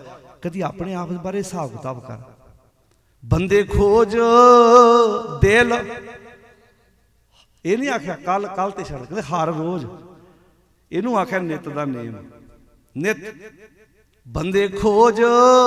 ਅੱਛਾ, ਜੇ ਤੁਸੀਂ ਰੋਜ਼ ਹੀ ਬਰਤਨ ਸਾਫ਼ ਕਰੀ ਜਾਓ, ਰੋਜ਼ ਹੀ ਤੁਸੀਂ ਸਫਾਈ ਰੱਖੋ, ਮੈਲ ਨਹੀਂ ਲੱਗੇਗੀ। ਹੁਣ ਕੱਪੜਾ ਸਵੇਰੇ ਪਾਇਆ, ਸ਼ਾਮ ਨੂੰ ਜਦੋਂ ਧੁੱਪ ਗਿਆ ਪਤਾ ਮੈਲਾ ਹੋਣਾ ਹੀ ਨਹੀਂ। ਤੇ ਜਦੋਂ ਮੈਂ ਰੋਜ਼ ਹੀ ਸਫਾਈ ਕਰਾਂਗੇ ਆਪਣੇ ਮਨ ਦੀ, ਰੋਜ਼ ਹੀ ਵਾਚਾਂਗਾ ਆਪਣੇ ਆਪ ਨੂੰ, ਹੌਲਾ ਭਾਰ ਸਾਦਾ ਮੋਹਰੇ ਹੋਏਗਾ। ਬੰਦੇ ਖੋਜ ਦਿਲ ਹਰ ਰੋਜ਼ ਨਾ ਫੇਰ। ਵੇਖੋ ਆ ਬੜੇ ਬੜੇ ਅਖਬਾਰਾਂ ਤੇ ਪੋਸਟਰ ਇਸ਼ਤਿਹਾਰ ਆਉਂਦੇ ਨਾ, ਤੁਹਾਡੀਆਂ ਸਾਰੀਆਂ ਪਰੇਸ਼ਾਨੀਆਂ ਦਾ ਹੱਲ ਸਾਡੇ ਕੋਲ, ਇੱਦਾਂ ਆਉਂਦਾ ਨਾ। ਤੇ ਫਿਰ ਲੋਕ ਜਾਂਦੇ ਉਹਨਾਂ ਕੋਲ, ਫੀਸਾਂ ਦਿੰਦੇ ਆ, ਕਈਆਂ ਨੇ ਪੰਡਤ ਪੱਕੇ ਹਾਇਰ ਕੀਤੇ ਆ, ਕਈ ਬਾਬਿਆਂ ਕੋਲ ਫੋਨ ਲਾ ਕੇ ਬਹਿ ਜਾਂਦੇ ਆ, ਬਾਬਾ ਜੀ ਦੱਸੋ ਜੀ। ਅੱਛਾ, ਗੱਡੀ ਇੱਥੇ ਲੈਣੀ ਆ, ਫੋਨ ਇੰਡੀਆ ਲਾਉਣਾ। ਪੁੱਛਦੇ ਇੱਕ ਦੂਜੇ ਕੋਲੋਂ ਵੀ ਆਹ ਪਰੇਸ਼ਾਨੀ ਜੀ ਦਾ ਹੱਲ ਕੀ ਆ। ਤੇ ਬਾਣੀ ਕੀ ਕਹਿੰਦੀ ਹੈ? ਜੇ ਤੂੰ ਪਰੇਸ਼ਾਨ ਹੈ, ਤੂੰ ਕਿਸੇ ਨੂੰ ਨਾ ਮਿਲ, ਆਪਣੇ ਆਪ ਨੂੰ ਮਿਲ। ਆਪਣੇ ਆਪ ਨੂੰ, ਕਿਸੇ ਕੋ ਜਾਣ ਦੀ ਲੋੜ ਨਹੀਂ। ਬੰਦੇ ਖੋਜ ਦਿਲ ਹਰ ਰੋਜ਼ ਨਾ ਫੇਰ, ਪਰੇਸ਼ਾਨੀ ਮਾਹੇ ਇਹ ਜੋ ਦੁਨੀਆ ਸ਼ਹਿਰ ਮੇਲਾ। ਦਸਤ ਹੱਥ ਵਿੱਚ ਆਉਣ ਵਾਲਾ ਕੁਝ ਨਹੀਂ, ਇਹ ਜਾਦੂ ਦੀ ਨਗਰੀ ਹੈ। ਬਸ ਆਪਣੇ ਆਪ ਨਾਲ ਗੱਲਾਂ ਕਰ ਲਓ। ਜਦੋਂ ਤੁਸੀਂ ਬੜੇ ਪਰੇਸ਼ਾਨ ਹੁੰਦੇ ਹੋ ਨਾ, ਆਪਣੇ ਆਪ ਨਾਲ ਗੱਲਾਂ ਕਰਨੀਆਂ ਸ਼ੁਰੂ ਕਰੋ। ਉਸੇ ਪਰੇਸ਼ਾਨੀ ਚੋਂ ਨਿਕਲਦੇ ਤੁਹਾਡੇ ਅੰਦਰੋਂ ਹੱਲ ਨਿਕਲਣਗੇ। ਹੁਣ ਅਸੀਂ ਕਰਦੇ, ਅਸੀਂ ਤਾਂ ਮੈਂ ਤੈਨੂੰ ਚੰਗੀ ਤਰ੍ਹਾਂ ਜਾਣਦਾ, ਬਾਣੀ ਦੀ ਇਹੋ ਤੇ ਸਮੱਸਿਆ, ਤੂੰ ਦੂਜਿਆਂ ਨੂੰ ਜਾਣਦਾ, ਆਪਣੇ ਆਪ ਨੂੰ ਤਾਂ ਜਾਣਦਾ ਹੀ ਨਹੀਂ। ਅਸੀਂ ਜਦੋਂ ਵੀ ਕਿਸੇ ਨਾਲ ਲੜਦੇ ਕੀ ਆਨੇ ਭਲਾ? ਬੋਲੋ ਜੀ, ਤੈਨੂੰ ਮੈਂ ਚੰਗੀ ਤਰ੍ਹਾਂ। ਤੇ ਜੇ ਅਗਲਾ ਕਵੇ ਤੂੰ ਆਪਣੇ ਆਪ ਨੂੰ ਜਾਣਦਾ, ਤੂੰ ਮੈਨੂੰ ਜਾਣੀ ਜਾਂਦਾ ਯਾਰ, ਤੂੰ ਆਪਣੇ ਆਪ ਨੂੰ ਤਾਂ ਜਾਣਦਾ ਨਹੀਂ। ਬਾਣੀ ਦੀ ਆਪਣੇ ਆਪ ਨੂੰ ਜਾਣ। ਆਪਣੇ ਆਪ ਨੂੰ ਜਾਣੇਗਾ ਕਿੰਨਾ ਚੰਗਾ ਹੈ, ਕਿੰਨਾ ਮਾੜਾ, ਤੈਨੂੰ ਪਤਾ ਲੱਗ ਜਾਏਗਾ। ਜਨਮ ਪਾਏ ਕਛ ਭਲਾ ਨਾ ਕੀਨੋ। ਜਨਮ ਪਾ ਕੇ ਜਦੋਂ ਦਾ ਮੈਂ ਕੋਈ ਭਲਾ ਨਹੀਂ ਕੀਤਾ, ਤਾਂ ਤੇ ਅਧਿਕ ਡਰੋ, ਤਾਂ ਹੀ ਮੇਰੇ ਮਨ 'ਚ ਡਰ ਪੈਦਾ ਹੋ ਰਿਹਾ। ਮਨ ਬਚ ਕਰਮ, ਤਿੰਨ ਚੀਜ਼ਾਂ ਹੁੰਦੀਆਂ, ਮਨ, ਬਚਨ ਤੇ ਕਰਮ। ਮਨ ਵਿੱਚ ਕੀ ਸੋਚਦੇ ਆ, ਜ਼ੁਬਾਨ ਕੀ ਬੋਲਦੀ ਆ, ਤੇ ਕਰਮ ਮੇਰੇ ਕਿੱਦਾਂ ਦੇ। ਤਿੰਨ ਚੀਜ਼ਾਂ ਅਲੱਗ-ਅਲੱਗ। ਮਨ ਕੁਝ ਹੋਰ ਸੋਚੀ ਜਾਂਦਾ, ਬੋਲਦਾ ਬੰਦਾ ਕੁਝ ਹੋਰ ਆ, ਤੇ ਕੰਮ ਬੰਦਾ ਹੋਰ ਕਰੀ ਜਾਂਦਾ। ਤਿੰਨੇ ਚੀਜ਼ਾਂ ਇੱਕ ਲਾਈਨ 'ਚ ਹੋ ਜਾਣਗੀਆਂ ਨਾ। ਵੇਖੋ, ਇਹ ਤਿੰਨੇ ਚੀਜ਼ਾਂ ਇੱਕ ਹੋ ਜਾਣ, ਜਾਂ ਰਿਸ਼ਤੇ ਬਣ ਜਾਣਗੇ, ਜਾਂ ਰਿਸ਼ਤੇ, ਕਿਉਂਕਿ ਬੰਦੇ ਦੇ ਜੋ ਅੰਦਰ ਹੁੰਦਾ ਕਈ ਵਾਰੀ ਰਿਸਪੈਕਟ ਦਿੰਦਾ ਨਹੀਂ ਅੰਦਰੋਂ। ਜੋ ਅੰਦਰ ਹੁੰਦਾ ਜ਼ੁਬਾਨ ਬੋਲਦੀ ਨਹੀਂ। ਕਈ ਵਾਰੀ ਆਪਣੇ ਘਰ ਕੋਈ ਆਏ ਮਹਿਮਾਨ, ਮੰਨ ਲਓ ਆਪਣਾ ਕੋਈ ਦੋਸਤ ਮਿੱਤਰ ਆ ਜਾਏ, ਆਪਾਂ ਉੱਤੋਂ ਵੇਖ ਕੇ ਤੇ ਕਹਿੰਦੇ ਧੰਨ ਭਾਗ, ਚਾਹ ਚੜ ਗਿਆ ਵੇਖ ਕੇ। ਅੰਦਰੋਂ ਬੰਦਾ ਕਹਿੰਦਾ ਦਬਦਾ ਉੱਠ ਕੇ ਚੱਲ ਜਾਵੇ, ਹੁਣ ਬਸ ਦਬਦਾ ਨਿਕਲ ਜਾਵੇ। ਹੁਣ ਜੋ ਜ਼ੁਬਾਨ, ਜੋ ਅੰਦਰ ਆ, ਉਹ ਜ਼ੁਬਾਨ ਤੋਂ ਬੋਲ ਸਕਦਾ ਭਲਾ? ਨਹੀਂ ਬੋਲ ਸਕਦਾ। ਪਤਾ ਜੇ ਬੋਲਦਾ ਤੇ ਕੰਮ ਖਰਾਬ ਹੋ ਜਾਣਾ। ਬੱਚਿਆਂ ਬਾਰੇ ਨਹੀਂ ਬੋਲ ਸਕਦੇ ਅਸੀਂ, ਈਵਨ ਗੁਰੂ ਬਾਰੇ ਵੀ। ਗੁਰੂ ਦੇ ਅੱਗੇ ਖਲੋ ਕੇ ਸਾਰੇ ਪੜ੍ਹੀ ਜਾਂਦੇ ਆ, ਸਭ ਸਿੱਖਣ ਕੋ ਹੁਕਮ ਹੈ, ਗੁਰੂ ਮਾਨਿਓ। ਕੀ ਮਨ ਇਹਦੇ ਨਾਲ ਸਹਿਮਤ ਹੈਗਾ ਇਸ ਗੱਲ ਨਾਲ, ਜਿਹੜੀ ਜ਼ੁਬਾਨ ਪੜ੍ਹ ਰਹੀ ਹੈ? ਜੇ ਮਨ ਸਹਿਮਤ ਹੁੰਦਾ ਤੇ ਇੰਨੇ ਡੇਰੇਦਾਰ ਪਖੰਡਵਾਦ ਕਿਉਂ ਪੈਦਾ ਹੁੰਦਾ ਭਲਾ? ਜੇ ਮਨ ਵੀ ਇਸ ਗੱਲ ਨਾਲ ਸਹਿਮਤ ਹੁੰਦਾ। ਮਨ ਬਚ ਕਰਮ ਹਰ ਗੁਣ ਨਹੀਂ ਗਾਏ, ਜੇ ਜੀ ਸੋਚ ਧਰੋ। ਇਹੋ ਹੀ ਸੋਚ ਬਾਰ-ਬਾਰ ਧਰਦਾ ਮੈਂ ਮਨ 'ਚ। ਹਾਏ, ਨਾ ਮੇਰੇ ਮਨ 'ਚ ਚੰਗੇ ਵਿਚਾਰ, ਨਾ ਮੈਂ ਕਦੀ ਜ਼ੁਬਾਨ ਤੋਂ ਚੰਗਾ ਬੋਲਿਆ, ਨਾ ਮੈਂ ਚੰਗੇ ਕੰਮ ਕਰਦਾ। ਗੁਰਮਤਿ ਸੁਣ ਕਛ ਗਿਆਨ ਨਾ ਉਪਜਿਓ। ਗੁਰੂ ਦੀ ਮੱਤ ਸੁਣ ਕੇ ਕੁਝ ਅੰਦਰ ਗਿਆਨ ਨਹੀਂ ਪੈਦਾ ਹੋਇਆ। ਗਿਆਨ ਸਮਝਦੇ ਹੋ? ਚੰਗੀ ਵਿਚਾਰ ਨਹੀਂ ਪੈਦਾ ਹੋਈ, ਚੰਗੇ ਖਿਆਲ। ਗਿਆਨ ਤੇ ਗਿਆਨ ਹੀ ਹੁੰਦਾ ਸਾਧ ਸੰਗਤ ਜੀ। ਕੁਝ ਗਿਆਨ ਜ਼ਿੰਦਗੀ ਨੂੰ ਸਵਾਰਨ ਵਾਲੇ ਹੁੰਦੇ, ਕੁਝ ਗਿਆਨ ਜ਼ਿੰਦਗੀ ਨੂੰ ਵਿਗਾੜਨ ਵਾਲੇ ਹੁੰਦੇ ਨੇ। ਤਾਂ ਹੀ ਆਖਿਆ ਸੀ ਨਾ, ਐਸਾ ਗਿਆਨ। ਕਿਹੜਾ ਗਿਆਨ? ਹੋਵੋ ਚਾਕਰ ਸਾਚੇ ਕੇਰੀ। ਹੁਣ ਗਿਆਨ ਤੇ, ਹੁਣ ਆਪਾਂ ਲੌਕ ਖੋਲਦੇ ਹਾਂ ਚਾਬੀ ਨਾਲ, ਤੇ ਚੋਰ ਬਿਨਾਂ ਚਾਬੀ ਤੋਂ ਖੋਲ ਦਿੰਦਾ। ਗਿਆਨ ਤਾਂ ਉਹਦੇ ਕੋਲ ਜ਼ਿਆਦਾ ਸਾਡੇ ਨਾਲੋਂ, ਪਰ ਉਹ ਗਿਆਨ ਫਾਇਦੇਮੰਦ ਹੈਗਾ ਭਲਾ। ਹੁਣ ਡਾਕਟਰ ਕੋਲ ਕਿੰਨਾ ਗਿਆਨ ਹੈ, ਆਪਰੇਸ਼ਨ ਕਰਦਾ ਹੈ, ਕਿਡਨੀ ਚੇਂਜ ਕਰਦਾ ਹੈ, ਅਸੀਂ ਧੰਨਵਾਦ ਕਰਦੇ ਡਾਕਟਰ ਸਾਹਿਬ ਧੰਨਵਾਦ। ਤੇ ਜੇ ਉਹ ਗੁਰਦੇ ਕੱਢ ਕੇ, ਉੱਚੀ ਬੋਲੋ ਭਾਈ, ਫਿਰ ਉਹ ਗਿਆਨ ਫਾਇਦੇਮੰਦ ਹੈ ਭਲਾ? ਨਹੀਂ ਫਾਇਦੇਮੰਦ ਨਾ। ਬਸ ਆ ਚੀਜ਼ਾਂ ਤੇ ਰੱਖਣਾ। ਕਿਹੜਾ ਗਿਆਨ? ਕਬੀਰਾ ਜਹਾਂ ਗਿਆਨ ਤਹਾਂ ਧਰਮ ਹੈ। ਜਿੱਥੇ ਗਿਆਨ ਸੁਚੱਜਾ ਹੋਏਗਾ ਧਰਮੀ ਬਾਣੀ ਉੱਥੇ ਬੰਦਾ ਸਕਦਾ। ਗਿਆਨ ਦੀ ਰੌਸ਼ਨੀ ਚ ਕੀਤਾ ਹੋਇਆ ਹਰ ਕਰਮ ਬੰਦਾ ਧਰਮ ਵਾਲਾ ਨਿਭਾਏਗਾ। ਕਬੀਰਾ ਜਹਾਂ ਗਿਆਨ ਤਹਾਂ ਧਰਮ ਹੈ, ਜਹ ਲੋਭ ਤਹ ਪਾਪ, ਜਹ ਝੂਠ ਤਹ ਕਾਲ ਹੈ। ਹੁਣ ਕਿੱਡੇ ਪਿਆਰੇ ਸ਼ਬਦ ਵਰਤੇ। ਕਬੀਰਾ ਜਹਾਂ ਗਿਆਨ ਤਹਾਂ ਧਰਮ ਹੈ। ਜਿੱਥੇ ਗਿਆਨ ਦੀ ਵਿਚਾਰ ਹੋਏਗੀ ਉੱਥੇ ਹੀ ਬੰਦਾ ਧਰਮ ਦੇ ਫਰਜ਼ ਨਿਭਾਏਗਾ। ਧਰਮਦਾਰ ਹੁੰਦਾ ਫਰਜ਼ ਨਿਭਾਉਣਾ। ਹੁਣ ਮੰਨ ਲਓ ਕਿਸੇ ਬੰਦੇ ਨੂੰ ਗਿਆਨ ਹੈ, ਸਕੂਲ 'ਚ ਟੀਚਰ ਨੂੰ ਗਿਆਨ ਆ, ਉਹ ਪੜ੍ਹਾਉਣ ਦਾ ਧਰਮ ਨਿਭਾਏਗਾ ਜਾ ਕੇ ਉੱਥੇ। ਜੇ ਉਹਨੂੰ ਗਿਆਨ ਹੀ ਨਹੀਂ ਹੈਗਾ ਤੇ ਉਹ ਧਰਮ ਕਾਹਦਾ ਨਿਭਾਏਗਾ ਜੀ। ਹੁਣ ਗਿਆਨ ਕਿਹੜਾ? ਐਸਾ ਗਿਆਨ ਜਪੋ ਮਨ ਮੇਰੇ ਹੋਵੋ ਚਾਕਰ। ਉਹ ਗਿਆਨ ਜ਼ਿੰਦਗੀ 'ਚ ਨਹੀਂ ਜਿਹੜਾ ਤੈਨੂੰ ਸੱਚਾ ਬਣਾ ਸਕੇ। ਗੁਰਮਤਿ ਸੁਣ ਕਛ ਗਿਆਨ ਨਾ ਉਪਜੇ। ਗੁਰੂ ਦੀ ਮੱਤ ਸੁਣ ਕੇ ਕੁਝ ਗਿਆਨ ਨਹੀਂ ਪੈਦਾ ਹੋਇਆ। ਪਛ ਜਿਉਂ ਉਧਰ ਭਰੋਂ, ਜਿਵੇਂ ਪਸ਼ੂ ਨਹੀਂ ਪੇਟ ਭਰ ਕੇ ਖਾ ਕੇ ਸੌਂ ਜਾਂਦਾ, ਤੇਰਾ ਵੀ ਕੰਮ। ਦੀਨ ਵਿਸਾਰਿਓ ਰੇ دیਵਾਨੇ, ਦੀਨ ਵਿਸਾਰਿਓ ਰੇ, ਪੇਟ ਭਰਿਓ ਪਸ਼ੂਆ ਜਿਉਂ ਸੋਇਓ। ਮਨੁੱਖ ਜਨਮ ਹੈ ਹਾਰਿਓ, ਦੀਨ ਵਿਸਾਰਿਓ ਰੇ دیਵਾਨੇ, ਦੀਨ ਵਿਸਾਰਿਓ ਰੇ। ਤੂੰ ਦੀਨ ਵਿਸਾਰ ਦਿੱਤਾ ਤੇ ਪੇਟ ਭਰਿਓ ਪਸ਼ੂਆ ਜਿਉਂ ਸੋਇਓ। ਜਿਵੇਂ ਪਸ਼ੂ ਪੇਟ ਭਰ ਕੇ ਖਾਂਦਾ ਹੈ, ਸੌਂਦਾ, ਇਹੋ ਕੰਮ ਹੀ ਤੇਰਾ ਰਹਿ ਗਿਆ। ਪਰ ਤੇਰੇ ਕੋਲ ਤੇ ਦਿਮਾਗ ਸੀ ਨਾ, ਤੂੰ ਤੇ ਬੜਾ ਕੁਝ ਕਰ ਸਕਦਾ ਸੀ। ਪਸ਼ੂ ਤੇ ਬੰਦੇ 'ਚ ਕੀ ਫਰਕ ਹੈ? ਇੱਕ ਡੰਗਰ ਰਾਤ ਬਿਮਾਰ ਹੈ, ਦੂਜਾ ਡੰਗਰ ਲਾ ਕੇ ਪੱਠੇ ਖਾਈ ਜਾਂਦਾ, ਉਹਨੂੰ ਕੋਈ ਫਰਕ ਨਹੀਂ। ਪਰ ਬੰਦੇ 'ਚ ਇੰਨੀ ਸੈਂਸ ਹੈ, ਘਰ ਦਾ ਇੱਕ ਜੀ ਬਿਮਾਰ ਹੋਵੇ ਨਾ, ਰਾਤ ਰੋਟੀ ਨਹੀਂ ਪੱਕਦੀ ਬਾਕੀ ਜੀਆਂ ਕੋਲ। ਇੱਕ ਬਿਮਾਰ ਹੋਵੇ, ਦੂਜਾ ਉਹਦੇ ਲਾਗੇ ਖਲੋਂਦੇ ਆ, ਕਹਿੰਦਾ ਲੈ ਮੈਂ ਦਿੰਦਾ, ਮੈਂ ਸੇਵਾ 'ਚ ਹਾਜ਼ਰ ਹਾਂ ਜੀ, ਮੈਂ ਆਪਣੇ ਮੇਰੇ ਕੋਲੋਂ ਸੇਵਾ ਲਓ। ਇੱਕ ਲਾਗੇ ਪਸ਼ੂ ਪੱਠੇ ਖਾ ਰਿਹਾ, ਦੂਜਾ ਪਸ਼ੂ ਬਿਮਾਰ ਹੈ। ਪਸ਼ੂ ਬਿਮਾਰ ਹੋਏਗਾ, ਕਿਸਾਨ ਉਹਦੇ ਉੱਠਣ ਬੈਠਣ ਤੋਂ ਅੰਦਾਜ਼ਾ ਲਾਏਗਾ ਅੱਜ ਪੱਠੇ ਨਹੀਂ ਖਾ ਰਿਹਾ, ਪਸ਼ੂ ਸਾਡਾ ਬਿਮਾਰ ਆ। ਪਰ ਬੰਦੇ ਨਾਲ ਤਾਂ ਇਦਾਂ ਨਹੀਂ ਨਾ ਹੁੰਦਾ ਕਿ ਤੁਸੀਂ ਬੰਦੇ ਦੇ ਅੱਗੇ ਰੋਟੀ ਰੱਖੋ ਤੇ ਫੇਰ ਕਹੂਗਾ ਮੈਂ ਬਿਮਾਰ ਆ। ਉਹਨੇ ਤਾਂ ਪਹਿਲਾਂ ਹੀ ਕਹਿ ਦੇਣਾ ਤੁਹਾਨੂੰ ਅੱਜ ਮੈਂ ਠੀਕ ਨਹੀਂ ਜੀ ਹੈਗਾ। ਤੇ ਘਰ ਦੇ ਪੁੱਛ ਕੇ ਬਣਾਉਣਗੇ, ਦਲੀਆ ਖਾਓਗੇ, ਖਿਚੜੀ ਖਾਓਗੇ, ਕੋਈ ਦਲਿਆ ਮਸਰਾਂ ਦੀ ਦਾਲ ਬਣਾ ਦਈਏ। ਬੰਦਿਆ ਤੇਰੇ ਕੋਲ ਤੇ ਫਰਕ ਬੜਾ, ਪਰ ਸਾਰਾ ਕੁਝ ਫਰਕ ਹੋਣ ਤੋਂ ਬਾਅਦ ਵੀ ਤੂੰ ਆਪਣੇ ਇਸ ਮਨੁੱਖਾ ਸਰੀਰ ਦੀ ਕਦਰ ਨਹੀਂ ਜਾਣਦਾ। ਗੁਰਮਤਿ ਸੁਣ ਕਛ ਗਿਆਨ ਨਾ ਉਪਜਿਓ, ਪਛ ਜਿਉਂ ਉਧਰ ਭਰੋਂ, ਕਹੋ ਨਾਨਕ ਪ੍ਰਭ ਬਿਰਧ ਪਛਾਨੋ। ਹੇ ਨਾਨਕ ਆਖ ਪ੍ਰਭੂ ਜੀ ਹੁਣ ਫੈਸਲਾ ਕਰ ਲੱਗੇ ਹੋ ਨਾ, ਮੇਰੇ ਵੱਲ ਨਾ ਵੇਖਿਓ, ਆਪਣੇ ਬਿਰਧ ਦਾ, ਆਪਣੇ ਸੁਭਾਅ ਵੱਲ ਵੇਖਿਓ। ਜਿਵੇਂ ਜਾਇਦਾਦ ਵੰਡਣ ਲੱਗੇ ਨਾ, ਕਈ ਵਾਰੀ ਨਾ ਕਈਆਂ ਬੱਚਿਆਂ ਨੇ ਮਾਂ ਬਾਪ ਦੀ ਕੇਅਰ ਨਹੀਂ ਕੀਤੀ ਹੁੰਦੀ ਤੇ ਉਹ ਫਿਰ ਸੋਚਦੇ ਆ ਵੀ ਸ਼ਾਇਦ ਇਹਨੇ ਉਹਨੂੰ ਜਾਇਦਾਦ ਨਹੀਂ ਦੇਣੀ। ਉੱਥੇ ਫਿਰ ਸਿਆਣੇ ਲੋਕ ਆਂਦੇ ਆ, ਸਰਦਾਰ ਸਾਹਿਬ ਹੁਣ ਜਾਇਦਾਦ ਵੰਡਣ ਲੱਗਿਆ ਨਾ, ਨੂੰਹ ਪੁੱਤ ਵੱਲ ਨਾ ਵੇਖਿਓ, ਆਪਣੇ ਸੁਭਾਅ ਵੱਲ ਵੇਖਿਓ। ਤੁਸੀਂ ਵਿਤਕਰਾ ਨਹੀਂ ਕਰਦੇ, ਤੁਸੀਂ ਬਰਾਬਰ ਆਪਣੇ ਵੱਲੋਂ ਹੱਕ ਦੇ ਕੇ ਜਾਇਓ।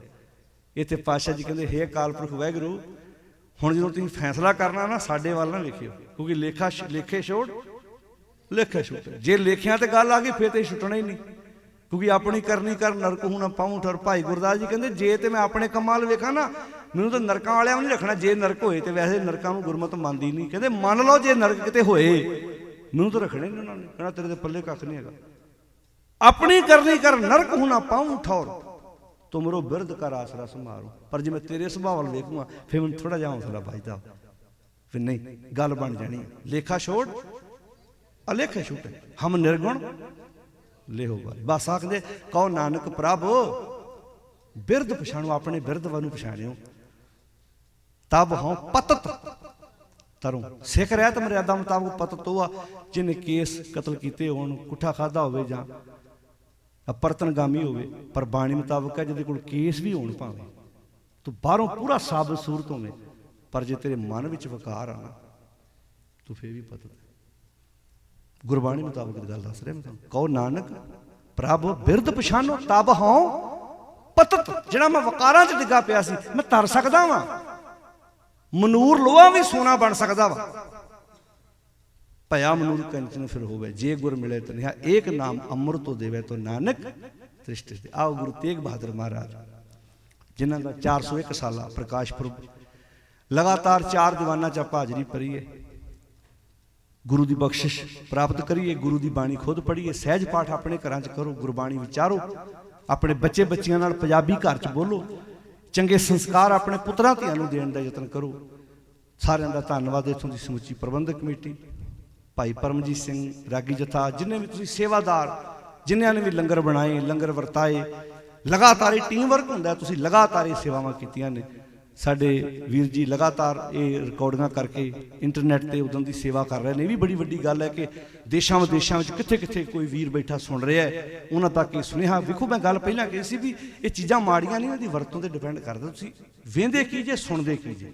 ਤੇ ਆ ਜਿਹੜੀ ਵਿਚਾਰ ਹੋ ਰਹੀ ਹੈ, ਪਤਾ ਨਹੀਂ ਕਿੰਨਿਆਂ ਤੱਕ ਰੋਜ਼ ਪਹੁੰਚ ਰਹੀ ਹੈ, ਕਿੰਨੇ 3-4 TV ਚੈਨਲ ਲਗਾਤਾਰ ਉਹਨਾਂ ਤੇ ਚੱਲ ਰਹੀ ਹੈ। ਲੋਕ ਆਪਣੇ ਘਰਾਂ 'ਚ ਬੈਠੇ YouTube ਤੇ ਘਰਾਂ ਸੁਣ ਰਹੇ ਨੇ। ਗੁਰੂ ਬਖਸ਼ਿਸ਼ ਕਰੇ। ਆਓ ਇਹਨਾਂ ਸਾਧਨਾਂ ਦੀ ਅਸੀਂ ਸਦਵਰਤੋਂ ਕਰੀਏ, ਗੁਰੂ ਦੀ ਬਖਸ਼ਿਸ਼ ਦੇ ਪਾਤਰ ਬਣੀਏ। ਲਗਾਤਾਰ ਇਹਨਾਂ ਦੀਵਾਨਾਂ 'ਚ ਸ਼ਬਦ ਵਿਚਾਰ ਕਰਦਿਆਂ ਭੁੱਲਾਂ ਮੇਰੀਆਂ, ਜੇ ਕੋਈ ਸ਼ਬਦ ਚੰਗਾ ਲੱਗਾ ਮੇਰਾ ਨਹੀਂ, ਸਤਿਗੁਰ ਦਾ ਜਾਣ ਕੇ ਹਿਰਦੇ 'ਚ ਵਸਾਉਣ ਦਾ ਯਤਨ ਕਰਨਾ। ਬੜੇ ਅਦਬ ਨਾਲ ਸਾਰੀ ਸੰਗਤ ਫਤਿਹ ਪ੍ਰਵਾਨ ਕਰੋ ਤੇ ਗੱਜ ਕੇ ਆਖੋ ਸਾਧ ਸੰਗਤ ਜੀ, ਵਾਹਿਗੁਰੂ ਜੀ ਕਾ ਖਾਲਸਾ, ਵਾਹਿਗੁਰੂ ਜੀ ਕੀ ਫਤਿਹ।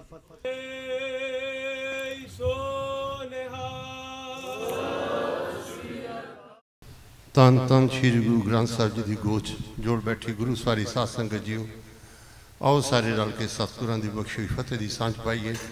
ਵਾਹਿਗੁਰੂ ਜੀ ਕਾ ਖਾਲਸਾ, ਵਾਹਿਗੁਰੂ ਜੀ ਕੀ ਫਤਿਹ। ਵਡਭਾਗੀ ਹੋ ਗੁਰੂ ਗੋਚ ਹਫ਼ਤਾਵਾਰੀ ਦੀਵਾਨ ਦਾ ਆਨੰਦ ਮਾਣ ਰਹੇ ਸੋ। ਵਾਹਿਗੁਰੂ ਸਾਰੇ ਹੀ ਪਰਿਵਾਰਾਂ ਨੂੰ ਖੁਸ਼ੀਆਂ, ਖੇੜੇ, ਚੜ੍ਹਦੀ ਕਲਾ ਤੇ ਨਾਮ ਸਿਮਰਨ ਦੀਆਂ ਦਾਤਾਂ ਬਖਸ਼ਣ। ਇਸੇ ਤਰ੍ਹਾਂ ਗੁਰੂ ਘਰ ਦੀ ਸੇਵਾ ਕਰਦੇ ਰਹੀਏ। ਜਿਵੇਂ ਕਿ ਸਾਰੇ ਭਲੀ ਭਾਂਤ ਜਾਣੂ ਹੋ, ਤਕਰੀਬਨ ਵੈਨਸਡੇ, ਫਰਾਈਡੇ, ਸੈਚਰਡੇ ਤੇ ਅੱਜ ਸੰਡੇ 4 ਦਿਨ ਦੀ ਦੀਵਾਨ ਦੀ ਹਾਜ਼ਰੀ ਵਿੱਚ ਅਸੀਂ ਸਾਹਿਬ ਸ਼੍ਰੀ ਗੁਰੂ ਤੇਗ ਬਹਾਦਰ ਸਾਹਿਬ ਦਾ 400 ਸਾਲਾ ਪੁਰਬ ਮਨਾਇਆ ਹੈ। ਸਾਡੇ ਬਹੁਤ ਹੀ ਵੱਡੇ ਭਾਗ ਹਨ ਕਿ ਸਾਡੀ ਬੇਨਤੀ ਨੂੰ ਪ੍ਰਵਾਨ ਕਰਦੇ ਹੋਏ ਭਾਈ ਸਰਬਜੀਤ ਸਿੰਘ ਜੀ ਤੁੰਦਾ ਉਚੇਚਾ ਤੌਰ 'ਤੇ ਆਏ ਅਤੇ ਉਹਨਾਂ ਨੇ ਸੰਗਤਾਂ ਨੂੰ ਗੁਰਬਾਣੀ ਵਿਚਾਰ ਨਾਲ ਜੋੜਿਆ। ਹੁਣ ਮੈਂ ਬੇਨਤੀ ਕਰਾਂਗਾ ਵੀਰ ਸੋਹਣ ਸਿੰਘ ਜੀ ਗਿੱਲ ਅਤੇ ਪਰਮਜੀਤ ਜੀ ਖਾਲਸਾ ਜੀ ਨੂੰ ਕਿ ਅਸੀਂ ਭਾਈ ਸਾਹਿਬ ਨੂੰ ਸਨਮਾਨਿਤ ਕਰੀਏ ਅਤੇ ਉਹਨਾਂ ਵਾਸਤੇ ਅਸੀਂ ਇੱਕ ਸ਼ੀਲ ਤਿਆਰ ਕੀਤੀ ਹੈ। ਉਹਦੀ ਵਰਡਿੰਗ ਮੈਂ ਸੰਗਤਾਂ ਨਾਲ ਜ਼ਰੂਰ ਸਾਂਝੀ ਕਰਨੀ ਚਾਹਾਂਗਾ। ਗੁਰੂ ਗ੍ਰੰਥ ਸਾਹਿਬ ਜੀ ਦੀ ਨਿਆਰੀ ਵਿਚਾਰ ਅਤੇ ਅਕਾਲ ਤਖ਼ਤ ਤੋਂ ਪ੍ਰਮਾਣਿਤ ਸਿੱਖ ਰਹਿਤ ਮਰਿਆਦਾ ਅਤੇ ਪਹਿਰਾ ਦੇਣ ਵਾਲੇ ਪ੍ਰਚਾਰਕ ਭਾਈ ਸਰਬਜੀਤ ਸਿੰਘ ਤੁੰਦਾ, ਜਿਨ੍ਹਾਂ ਨੇ ਪਿਛਲੇ ਸਮੇਂ ਭਾਰਤੀ ਹਕੂਮਤ ਦੇ ਕਾਲੇ ਕਾਨੂੰਨਾਂ ਦੇ ਖਿਲਾਫ ਕਿਸਾਨੀ ਮੋਰਚੇ ਦੇ ਸੰਘਰਸ਼ ਅਤੇ ਸਫਲਤਾ ਵਿੱਚ ਆਪਣਾ ਵੱਡਮੁੱਲਾ ਯੋਗਦਾਨ ਪਾਇਆ। ਗੁਰਦੁਆਰਾ ਸ਼੍ਰੀ ਗੁਰੂ ਸਿੰਘ ਸਭਾ ਵਾਲਨਾਰ ਦੀ ਸਮੁੱਚੀ ਕਮੇਟੀ, ਬੋਰਡ ਅਤੇ ਸਮੂਹ ਸਾਧ ਸੰਗ ਵੱਲੋਂ ਗਿਆਨੀ ਜੀ ਨੂੰ ਪੰਥਕ ਪਹਿਰੇਦਾਰ ਅਵਾਰਡ ਦੇ ਸਨਮਾਨ ਨਾਲ ਨਿਵਾਜਿਆ ਜਾਂਦਾ ਹੈ ਅਤੇ ਭਵਿੱਖ ਵਿੱਚ ਵੀ ਦ੍ਰਿੜਤਾ ਨਾਲ ਪਹਿਰੇਦਾਰੀ ਦੀ ਆਸ ਅਤੇ ਗੁਰਚਰਨਾਂ ਵਿੱਚ ਅਰਦਾਸ ਕੀਤੀ ਜਾਂਦੀ ਹੈ। ਹੁਣ ਮੈਂ ਬੇਨਤੀ ਕਰਾਂਗਾ ਵੀਰ ਸੋਹਣ ਸਿੰਘ ਜੀ ਗਿੱਲ ਤੇ ਭਾਈ ਸਰਬਜੀਤ ਸਿੰਘ ਜੀ ਤੁੰਦਾ ਤੇ ਪਰਮਜੀਤ ਸਿੰਘ ਜੀ ਖਾਲਸਾ।